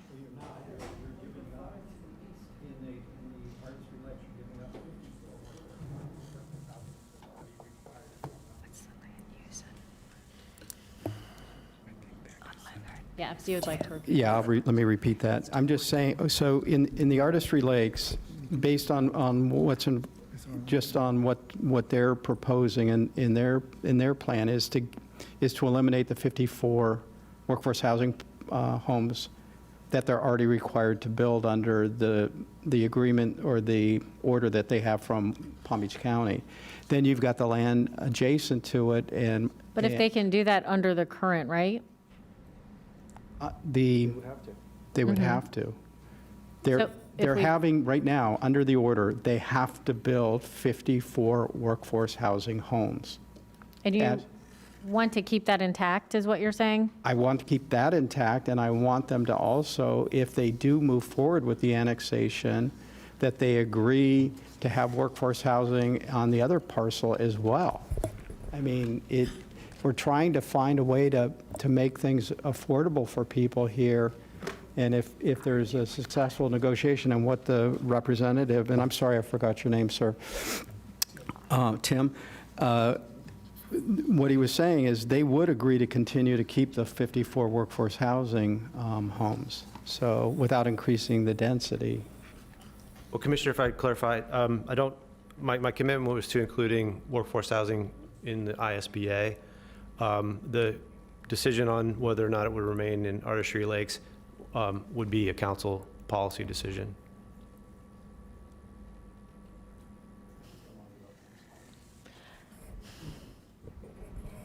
I don't want to require it to remain in Artistry Lakes, I guess is my point. If the council at some future date, and that falls to them, wants to build it off-site.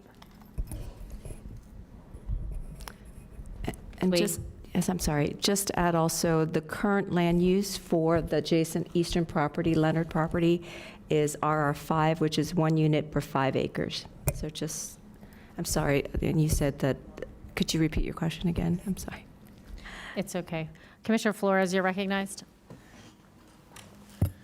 So regarding the workforce housing units, if I'm understanding correctly, it's 534 homes plus the 54. No, that or includes. is that included in? Includes 54 workforce housing is included. So essentially, Mayor, you're still remaining under what you're asking. It's still at 534. We're just asking that 54 of those 534 are workforce housing units. So I am in favor of keeping that in place. I think if we're going to negotiate and come to an agreement, I think that's important to to the county. I think,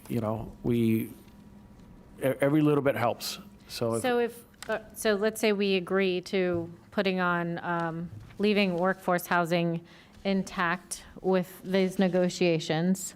I mean, I would also don't want to just increase in density. There's another parcel here we're talking about.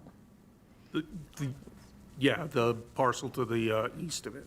To the east, because it is up against 5-acre lots. So if we can leave those intact, leave those densities intact, then I think we could find an agreement. Yeah, that's what I mean. Okay. If we keep our current level and we keep the workforce housing unit, we're still below what Wellington is proposing. It works. All right, so a motion. Motion by Commissioner Weiss. Second. Second by Commissioner Flores. All in favor? Any opposed? Please see that the motion carries 5-0.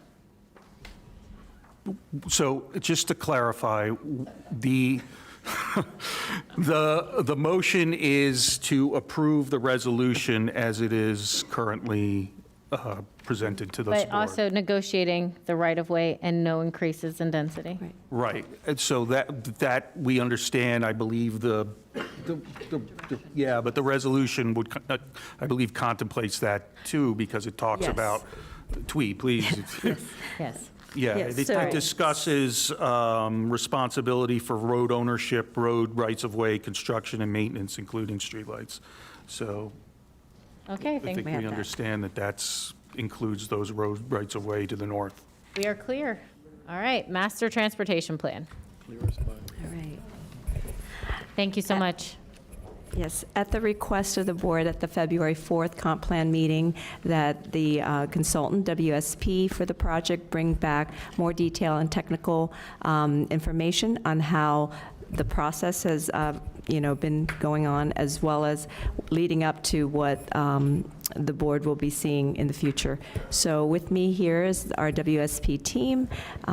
Emily Ritzer is going to do the presentation. They also have their experts in traffic as well. And we also have our engineer representative here, Mr. David Ricks.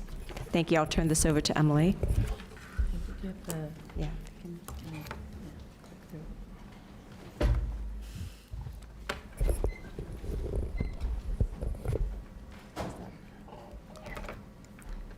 Good morning, Madam Mayor and Commissioners. Thank you for the opportunity to present the analyses that we've been completing to date on the Comprehensive Transportation Master Plan.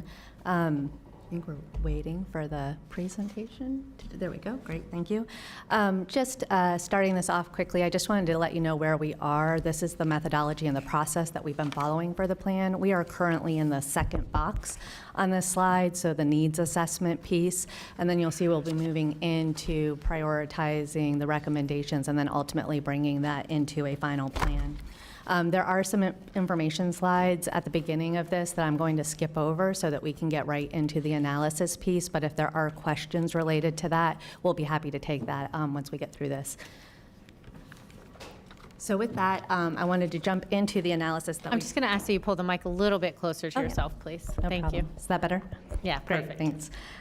So starting off, we start our transportation master planning efforts with doing a deep dive into transportation demand analysis, and that is done based on the regional travel demand model that we're using.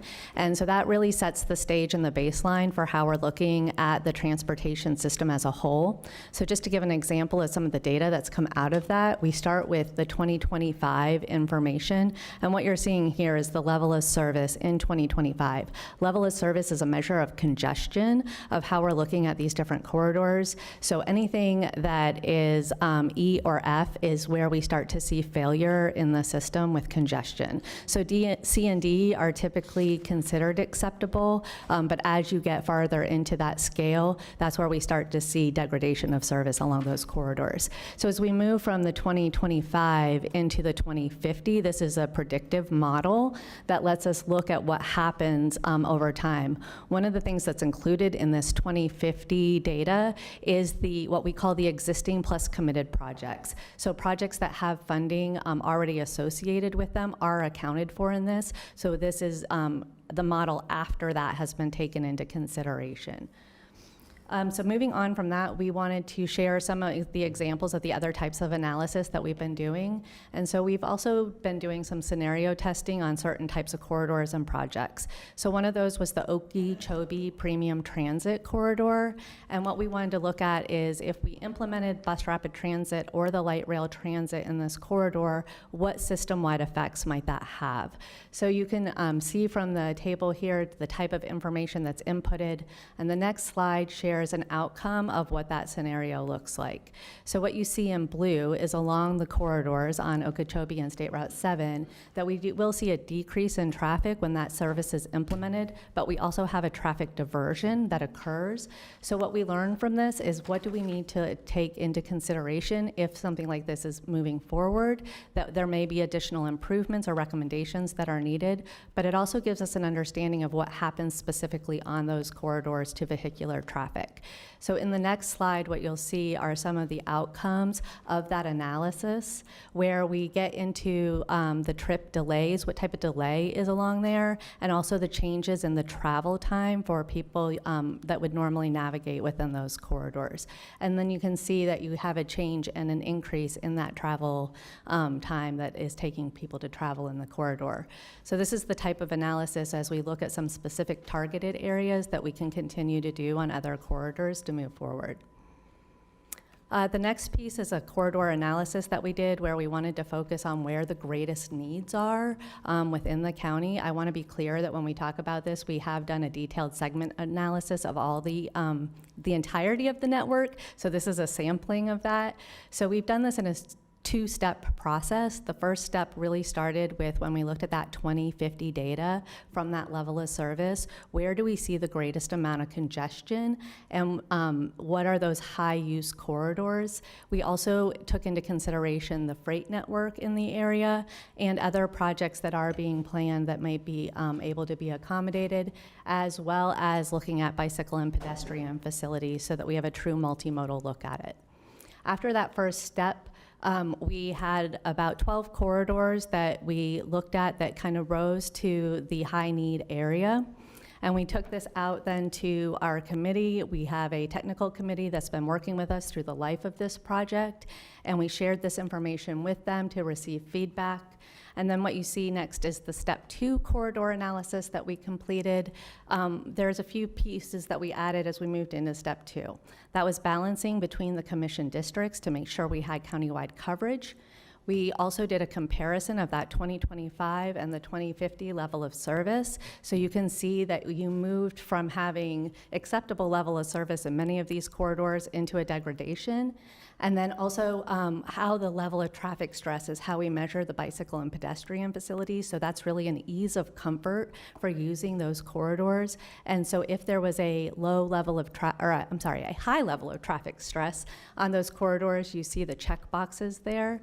And then we also did a speed analysis of these corridors. And that speed analysis looked at the posted speed along those corridors and then the actual speed that is measured through cellular data. And that gives us an indication, again, of that delay and what kind of experience you may have on that corridor. And then from there, we took that, again, back to our technical committee and vetted this through them. This next map is what we shared in that technical committee. I know it's a little bit hard to see, where we were able to take a deep dive into all of this. And a few corridors came up repeatedly that we also wanted to make sure were included as we moved forward with these high-need corridors. So from there, we refined that list. We're now, I think, at about 16 corridors that we're carrying forward. So that type of analysis that you saw on the Okeechobee piece, we can take that type of data and begin to apply that here. And so we just wanted to share the outcomes of that information. And then a few next steps that we wanted to share with you of where we're going. We also want to make sure that we're doing a future proofing of the plan, understanding that the conditions that we're in today are uncertain and things change, and we have innovation and technology that is coming at a rapid pace, and we don't want to be behind the 8 ball as that comes forward. So we'll be taking this into consideration within the master plan so that we can adapt and prepare for what those changes may be in the future. And then also a major next step, this is really where we are going to be getting solution focused and the tie-in between the transportation network and your land use. And so these design principles are something that we'll be using to look at what type of traffic solutions fit to the context of the community that they're in and the type of land use surrounding it. We've heard a lot about traffic today and how that affects this. So this is the area where we'll be able to bring those solutions to you and how they fit into that community context. And then we're using a lot of the national best practices, and some of this will also become a menu as you look and explore developments of the types of investments that can be made to suit those improvements along the way. So just to wrap it up quickly, where we go from here, our next steps, really what we're working on right now is that coordinated effort between the land use and zoning elements that are in place and future looking and how that ties to the transportation network. And then we are also taking a lot of these segment analysis and those corridor analysis. There is, we have compiled over 1,500 projects from a series of different plans from all of the communities in the area and cross-referencing that against our analysis to see if there are already solutions that are in place that may serve these or if there are gaps in that. And that's where we'll be bringing new recommendations and solutions into that process. We are also looking at this from a multimodal perspective. So how do we serve vehicular traffic as well as what are some of those transit needs and of course our active transportation as well. The next step after that is to test some of these solutions as we refine that list down of those that are of countywide significance to be able to report back. Do they actually address some of these congestion needs, or do we need to dive deeper into what those solutions are? And then we'll prioritize that list of projects based on that need so we can begin to look at recommendations and how to deliver and take action on these proposals moving forward. So I know I went through that quickly, but we did want to get to some of the questions that you may have for us today. And then this is just a little snapshot of a tool that we used where we compiled all of those projects and worked with our partners to be able to make sure this list is complete and accurate as we apply it in the next phase. So with that, we're here to take some questions from you. I want to thank you for bringing this back to us. We had some serious concerns last time you came before this board about not getting the right information or accurate information. We want to know that there's plans, data being collected to really help solve what is our, I would say, number one issue is traffic congestion in this county. No one likes it. Yeah. And so I do thank you for bringing this back. I will let some of my other commissioners ask some questions. I do not know who was first. So we are going to start left to right. Commissioner Sachs. Thank you so much, and thank you for that very good explanation. I am looking on page 16 when you discuss the various roads that you're looking at. And I am looking for Lyons Road. And I don't see it. Maybe I'm missing it, but this is a road that really needs analysis and would really profit from your, your good recommendations. Is there any reason why it is omitted, and is there any reason why we cannot include it now?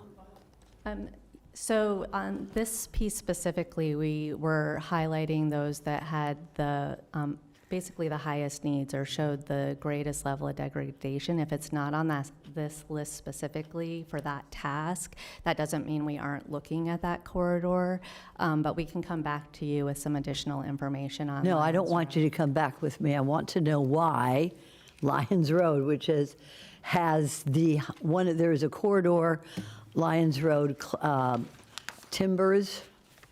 It is about 3 miles north of the line with Broward County. It is a dangerous type of curve that our traffic folks, and David Ricks is right here, We have reviewed that extensively. There's probably more recorded accidents and fatalities on that curve. That Lyons Road extends from the Broward County line all the way up. So can you today commit to reviewing the issues on Lyons Road, starting from the Broward line, please? Absolutely. We'll be Thank you. happy That's to all I add it. need, is that you will do that. No And it problem. will be, you don't need to get back with me. I just want it on this list, okay? Because it is a dangerous curve there, and then it extends up through the GL communities from Clintmore Road all the way up to Boynton Beach and north. Okay. Okay? Happy to add it. So you will do that? Yes, ma'am. I appreciate it. Thank you so much. Thank you. Commissioner Weiss, you're recognized. Thank you. Thank you for being here today, and appreciate that. So can you help me understand, how will you all look at, like, we have underutilized shopping centers likely to become mixed use or potentially residential developments. How do you all, or how will you, when you're looking at this, how will you account for that, even though they may not have, communities may not have zoned them or rezoned them? Yeah, no, that's a good question. And a next step for us is to really dive into the land use elements of it, and hearing a lot of the discussion today too, looking at the specific data around what densities are allowed, where do you have vacant parcels, how would that tie into it, what happens if you have those types of changes. And I think it would be more looking at a policy-driven approach of how do you address something when it changes dramatically. How do you go from a vacant to a high-density parcel, and what type of information do you need to have in a review in order to be able to accommodate that? You I'd wanna also into that? add that as far as the data, the projected data is concerned, the maximum densities for those properties are embedded in the land use assumptions in the model. So that's more macro level, and then what Emily's describing is how we could get more micro level during the analysis to understand what might happen specifically. I mean, do you all have the ability to sort of, because you've got a lot of planners involved, to sort of just looking at this saying, you know what, the likelihood of this shopping center, even though, because I know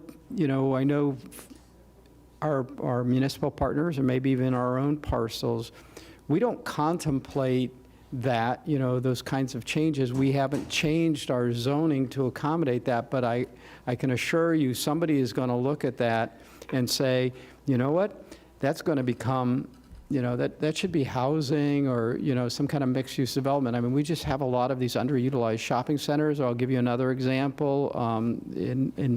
Nothing against car lots, but, I think that the way that model of that business is changing rapidly as well, and we're, potentially seeing that evolve.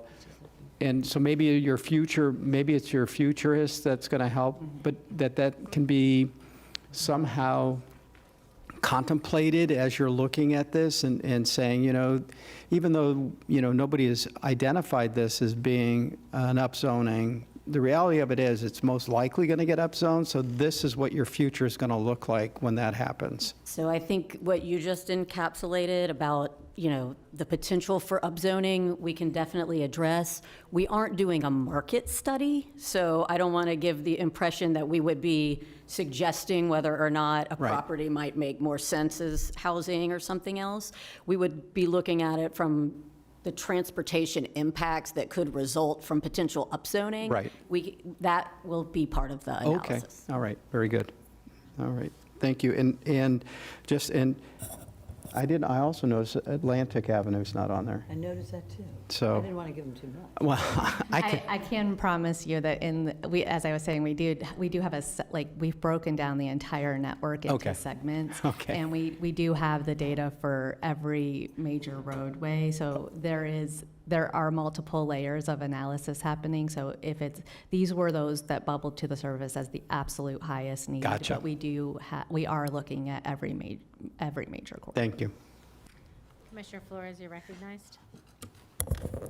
Yeah, so we had a very good conversation yesterday regarding the presentation you just brought forward.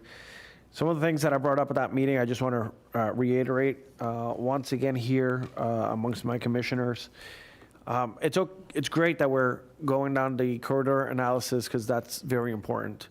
But I think there are some other components that also need to be looked at in addition to some of the areas that we know are congested. So that should be that should also be considered. One of the things that I would like us to also look at is bottlenecks. And we talked about yesterday, and my biggest example of a big bottleneck in the county is Kirk and Southern. And I will bring this up every single time because you have 5 or 6 overpasses that lead to an intersection, which makes no sense. And everybody in the morning is going into the city to be able to get to work, whether they're coming out from Belle Glade, Loxahatchee, wherever it is that they're coming from. Kirk and Southern is a bottleneck every single morning. And I'm assuming there's many more throughout the county that I'm not thinking about right now. In addition, you said you're looking at different plans that are happening, whether it's municipality, TPA, or whatever else. We should look at prioritizing projects based on the need. So if you, as you're going through this plan and you see that maybe at the TPA we have something ranked 15th, we need to bump it up to 5. Things like that also we should align ourselves so we prioritize projects in a manner that it's going to make the system more efficient. And the last thing is redundancy, creating more redundancy for people to be able to maneuver when there's accidents or things like that. So connecting roads. There are many roads out there that end and then it picks up on another section. I think Harbor Hill has a section like that. We're talking about State Road 7. So things like that if we're able to connect, that should be brought to us. Even if it creates an uncomfortable conversation, it should still be brought up to us. I know that we don't ever want to take land away from anybody, but it should at least be brought up. I mean, if we're going to do a full analysis, it should include all of these components, even if it's uncomfortable. Okay? Thank you so much. Thank you. Commissioner Marino, you're recognized. Thank you, and thank you for meeting with me yesterday, and thank you for including the level of service on 2025 in comparison to 2050. So what you're saying is if we do absolutely nothing, that's what's going to happen. Yes, ma'am. So it looks like the two worst offenders are the first 2. I would just caveat, it's absolutely nothing plus anything that may be funded that between now and then, because those are assumed in the model. Okay.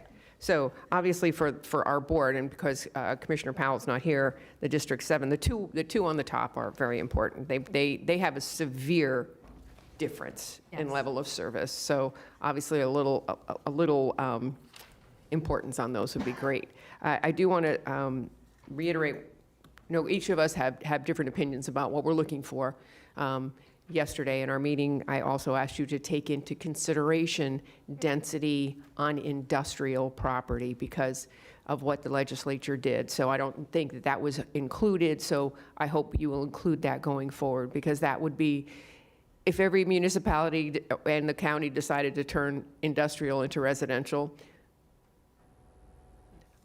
the words that just went through my head, I cannot repeat on a phone, on a microphone, but it would not benefit any of us, but you need to have that, because the thing that I said to you yesterday was we need to know what the worst possible case scenario is. What is the most amount of density that we could possibly add, and then work backwards, because if we don't work at that level, no matter what changes we make, we're already behind.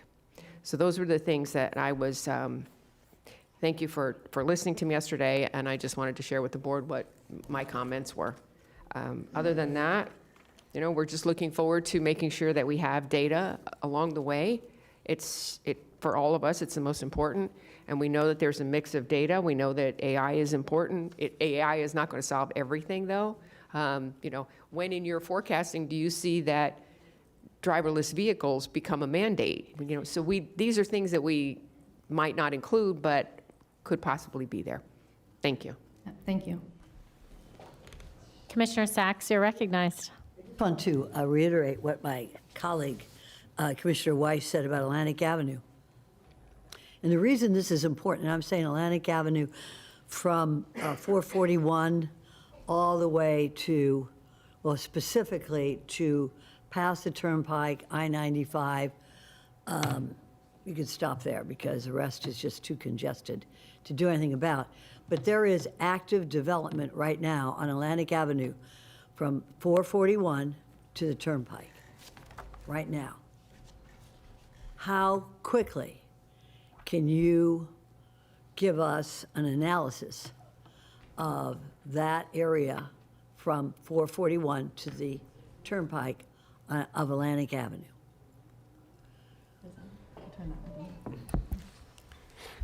Good afternoon, actually, or good morning yet. No, good afternoon. Hey, my name is Behzad Karimi. I'm the modeler, transportation modeler for this affair.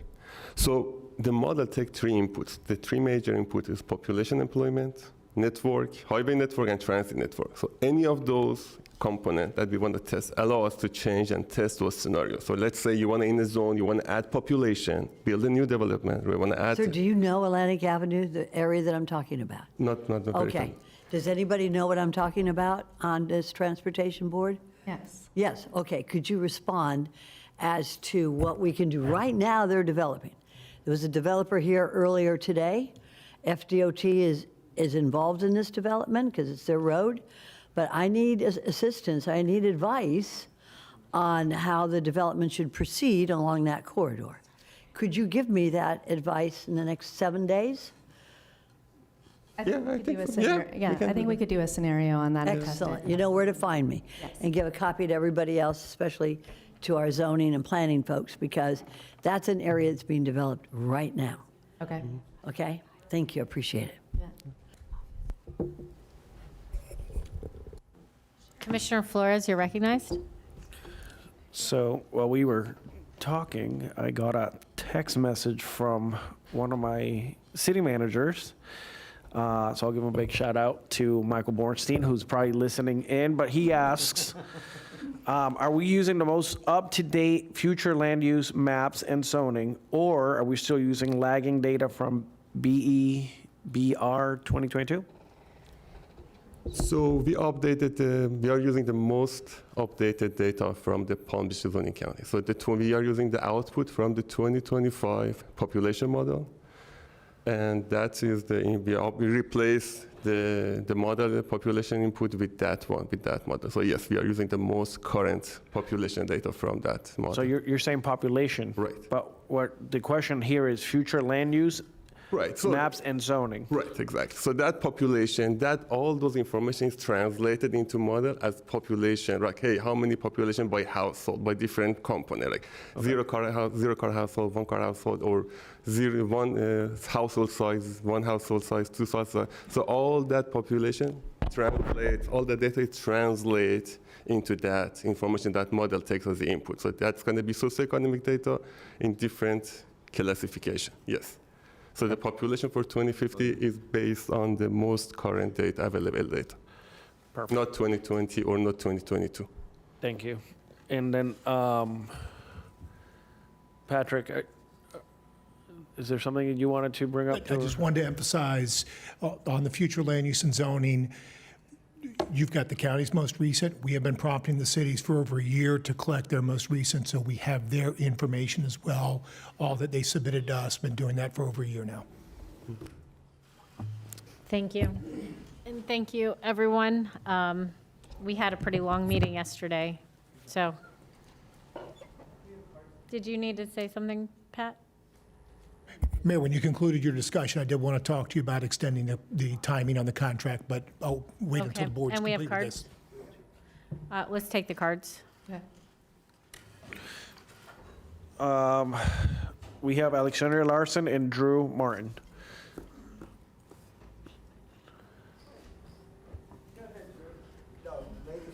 Ladies first. I'm too tired. I was going to ask if someone could get me a copy of what they presented today up here, because I didn't, but there was no backup because it's a discussion, but I didn't know if it was all right to have a copy of that too, for future. Thank you They so got one. much. Oh, there you go. See? Well, give me both, because I'll give one to Sharon. I know Sharon will want one, so thank you. I appreciate that. I am trying to understand traffic because we're always trying to put a square peg in a round hole. We really are. I mean, we've got some roads that are really tough. And we sit at traffic lights recently, and I'm not quite sure why, but there's two items that you guys, I hope you'll look at.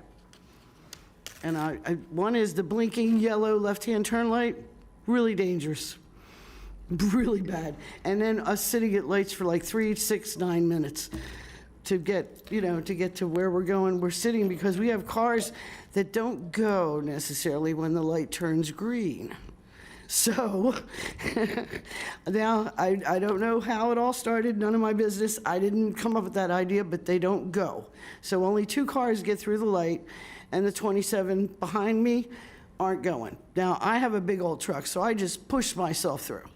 But a lot of people don't have that. They don't have an ugly 25-year-old pickup truck. So that would help greatly in your traffic suggestions, because you need to factor that in. And that is, I know the blinking yellow left-hand turn light is new because people complained to me about it. Where did that come from? I'm asking you today because I didn't know where it came from, so there you are. But we have some terrible situations. Lyons Road in particular, I know what Ms. Sachs is talking about. I know where we live, getting on Southern, a lot of fun. Okeechobee's just a dream. All the roads, like, you just want to put more traffic on the road, so we've got to think of alternatives. I don't know if it's going to be helicopters. People are not riding bicycles in the 100-degree heat. It ain't happening.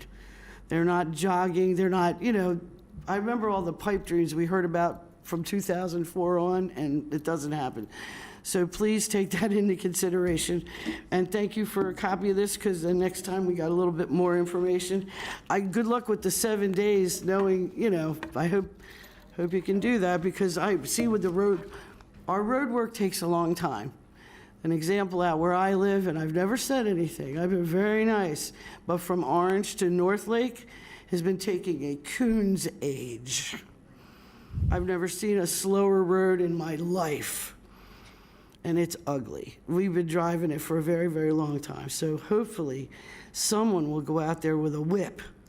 And when there's 75 guys around the hole looking at the man digging the hole, they'll go work on the rest of the road. And I thank you for your time. So just to clarify that, because I had similar questions on why that project was taking so long. It was because of utility lines that were under the ground. I realized there were some setbacks, but God needs to come in right now and fix that. And again, Ranger Construction are the people doing the road work, and they have started to expedite that. So I want to thank them. I feel sorry for the people who live on the road. I do too. I briefly look at it, I just have to cruise by it. But Thank that you. is so sad, because it's been a very long time, Commissioners. I don't know the exact date when they put the golden shovel in the ground, but it was a long time ago. Thank you, Ms. Larson. Drew Martin. Drew Martin. I'm here on behalf of the Luxettra Group of the Sierra Club, and I do ride a bike when it's 100 degrees. In fact, people have commented to see me riding when it's not over 100 degrees and saying, wow, I can't believe you're out riding a bike. I actually rode a bike to work for almost 15 years, every day. And I only got hit by a car one time. But I do want to talk about bike safety, because more people are killed on bicycles, I believe, and I'm not absolutely positive, but I believe in Palm Beach County than anywhere else in Florida. And I know more people are killed in Florida on bicycles than anywhere else. And, a lot of it is that drivers are just not careful, but it's also because the roads are just awful for bicycles. And I think, I go to a lot of different places. I go to Washington, D.C., I go to California, and I see people have much different habits. For instance, in California, people carpool. Most people in Florida do not carpool. In California, people use public transit. In fact, in the middle of the night, there'll be public transit, and it'll be packed. In Florida, almost no one uses public transit. I do. But I mean, really, look at the buses, because there's no incentive, and we raise the price, and then it makes it even harder on people to use public transit. But we really need to get people out of their cars, or it's going to be gridlock. And the unfortunate thing is, a lot of people in Florida are retired, and so they just get in their car all the time. I mean, they want, oh, I forgot a quart of milk. They get in their car, go for a quart of milk. Oh, I forgot jam. Get in their car, go for jam. Oh, I forgot coffee. They're on the road 25 times a day, in and out. And a lot of them are not the best drivers. I know I worked over in the town of Palm Beach, and somebody commented that one of the residents in the unit where I work was driving down the bike path and the pedestrian path. They didn't even know the difference between the road and that. And the only thing that got them off the road is their daughter was a doctor and finally just declared them not competent to drive. And I'm working with my mom, and I told her, you're not driving. That's it. You're in your 90s, you're not driving. But a lot of people in Florida, they don't have that freedom because there's so many not very many ways to get the goods you need. Now, I'm hopeful that we're going to see more bike lanes that are protected. That means there has to be a barrier in traffic and the bike. The other thing we really need is to slow down the speeds to a certain extent, because some people go really fast, and that leads to a lot of accidents. And I know people are in a hurry and whatever, but a lot of times they're just not in a hurry, but they're still driving, way faster than they need to be. And, I don't like to see a lot of tickets. I hate red light cameras and that kind of stuff. But anyway, I could go on, but I won't, because I know anybody with common sense and two sets of eyes knows what's going on. Thank you. Thank you. Wow. Pat? Mayor, thank you. Just wanted to ask for the board's direction as well on, as it relates to the contract. We were on a very aggressive time schedule. I think I've shared with all of you. You had the primary deliverables that were otherwise due to you May into June, and I would love to add a little more time to that, maybe work out some of these deliverables into late summer, early fall. Would need to work with WSP on it, so I'd love your direction. Let us go back and recalibrate the schedule just a little bit, bring back to you some time frames. I know there's some end dates that are going to be important to some, very mindful of that, but let us work it a little bit, give us more time to work with some of our partners, stretch this work out a little bit, and work with the board as well. Do I have any objections? No, I was going to say, do we need to make a motion for that to As long as I have your extend? direction and understanding, we will bring it back to you and show you the dates, because I know that end point will be mindful to many of you, and we will come back. Just want to make sure the board was aware, and I had your nod to proceed. You got direction without objection. Thank you. Do we need any motions for this item, Darren? No motion. Thank you so much. Thank you, everyone. Have a great day. Thank you very much.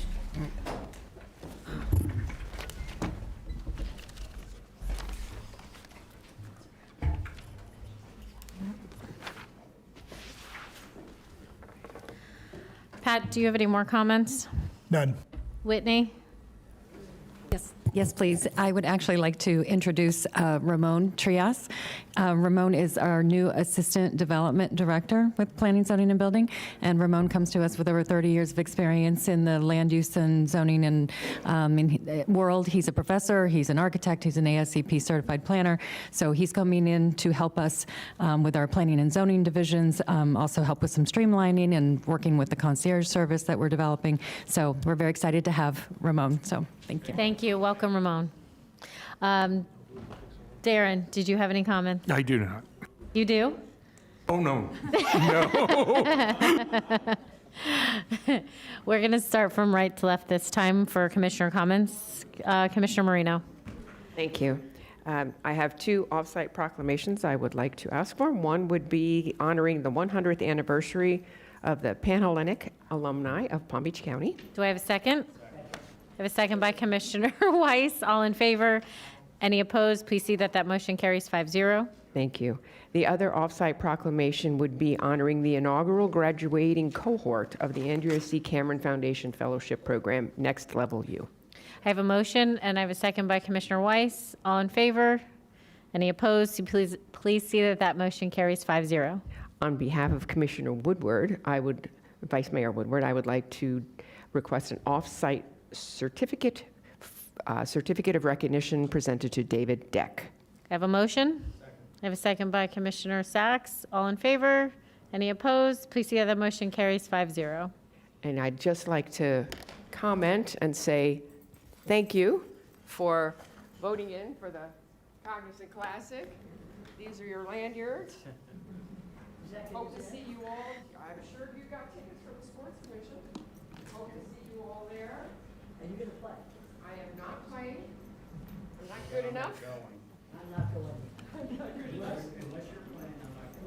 But I do want to say thank you. This is a true partner at the county, and it's been there a long time. I've written a lot of checks to the charity for this event, and just thank you to the board for the contract. And with that, no more comments. Thank you. Thank you. Commissioner Flores. Yes, I have a very sad announcement, and I would like to recognize someone who has meant a lot to me and my team at District 3. Vivian Rodriguez, can you stand up, Vivian? Vivian is retiring officially tomorrow. She is officially retiring for the third time. She is a dedicated servant to our country. She spent over 25 years as an NYPD detective.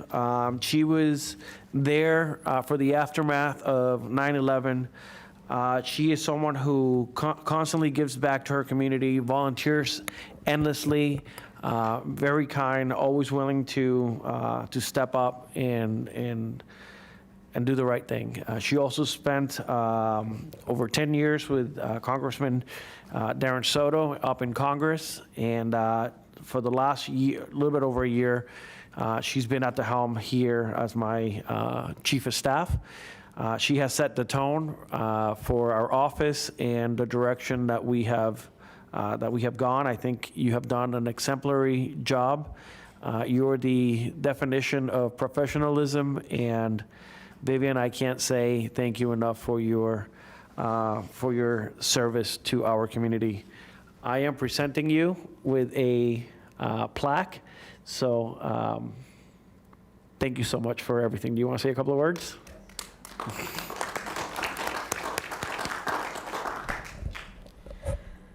Hello, everyone. It's a nice surprise. I wasn't expecting this, but I would like to first acknowledge and thank Commissioner Flores for the trust that he had bestowed on me and to putting together a foundation for a fabulous team. And I know that the team will move on and be very successful, and they will definitely continue with your mission and your goals and economic prosperity for District 3. So I want to thank you for the privilege of working here, and I also want to thank every professional here. I've had a wonderful experience, working with Palm Beach County, and I will take this with me like all my other experiences. So I want to thank you and show my appreciation as well, that it was excellent, all the experiences I had working with all of you.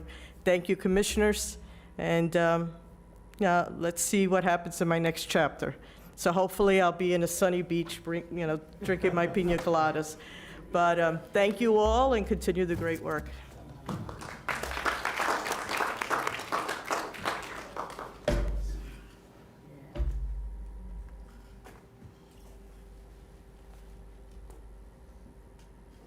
Commissioner Weiss, would you like to proceed with your comments?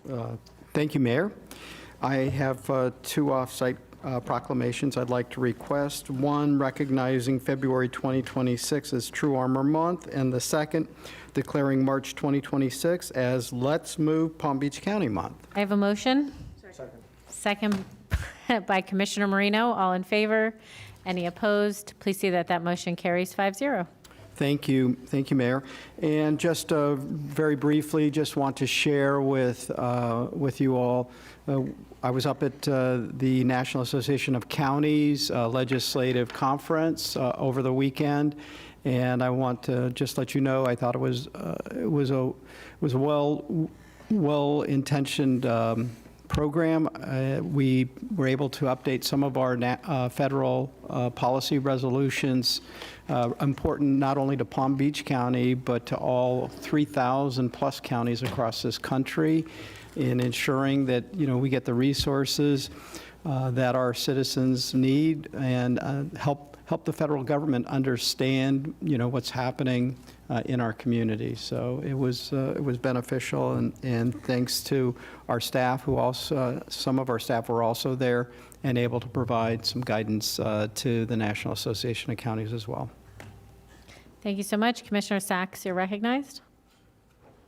Thank you so much, Mayor. I respectfully request an update on what measures we are doing to address the gap in services for pediatric health, mental health for our children. Some time ago, JFK North opted out of taking care of pediatric mental health for our kids here in Palm Beach County. And at that time, we requested sort of a study be done so that we could find another healthcare facility to pick this up. At the present time, if a child is experiencing a Baker Act situation, the family has to transport that child out of our county to get help. So it may be that we've already found another healthcare facility or hospital to take care of that. I'd like to know so that I can make that public and acknowledge that. If not, I think that we need to have a study done or a report done back to us as to what is happening with that regard. Commissioner Weiss, you're recognized. Thank you. And you may not have been at the meeting where we were updated. The healthcare district is working with a provider up on 45th Street, and they're going to be funding a facility, in an interim facility until they're, so maybe rather, and it's up to the board, I have no objection to coming back, but potentially just have them update you on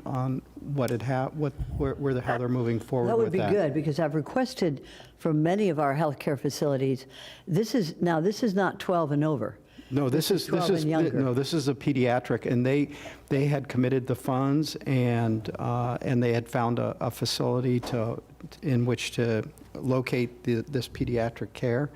And so I think you may have missed that meeting when they updated us on that. So maybe we can have somebody from community services. And I'll tell you what I'll do. I'll contact them this afternoon, Okay. Healthcare District, and I'll find out, and I'll make a report myself. Because I know that there's families that need this, and right now they're going to Martin County. So if we need to expedite our healthcare district to find a facility, money is there. Our money is there. We just don't have the facility. I contacted Tenet. They're not interested at this time. So good. I'll find out this afternoon. I'll let y'all know by a letter. Also, I'd like to commend Commissioner Weiss on, he was there at NACO this last couple of days, and he was one of the speakers at one of the panels that we had that was very good. And we also had our mayor, Sarah Baxter, was there present and represented us very, very well. And it was cold. It was cold for those of us from Palm Beach County. And Vivian, I want to thank you for all the work and the help you've done with my office. And I figure you'll be back pretty soon. But I look forward to hearing about that nice beach time that you have out there. So thank you for your service. Thank you, Madam Mayor. Thank you. Thank you. I just want to say thank you to everyone. It was definitely cold in DC at NACO. I want to thank my residents that came out last night to be heard. It's very important that they know their opinions matter, and I stand with them. So thank you, everyone, and we are adjourned.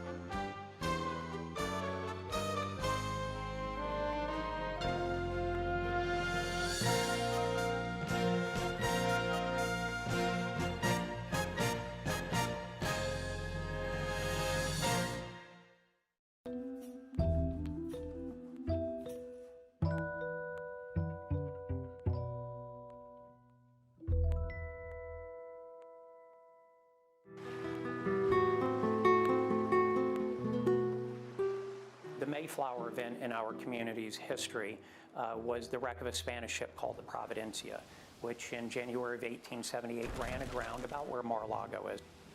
And these pioneer families salvaged the ship, which was a huge boon. We had no stores here. The nearest store was a place called Sand Point. It's today called Titusville. It's 120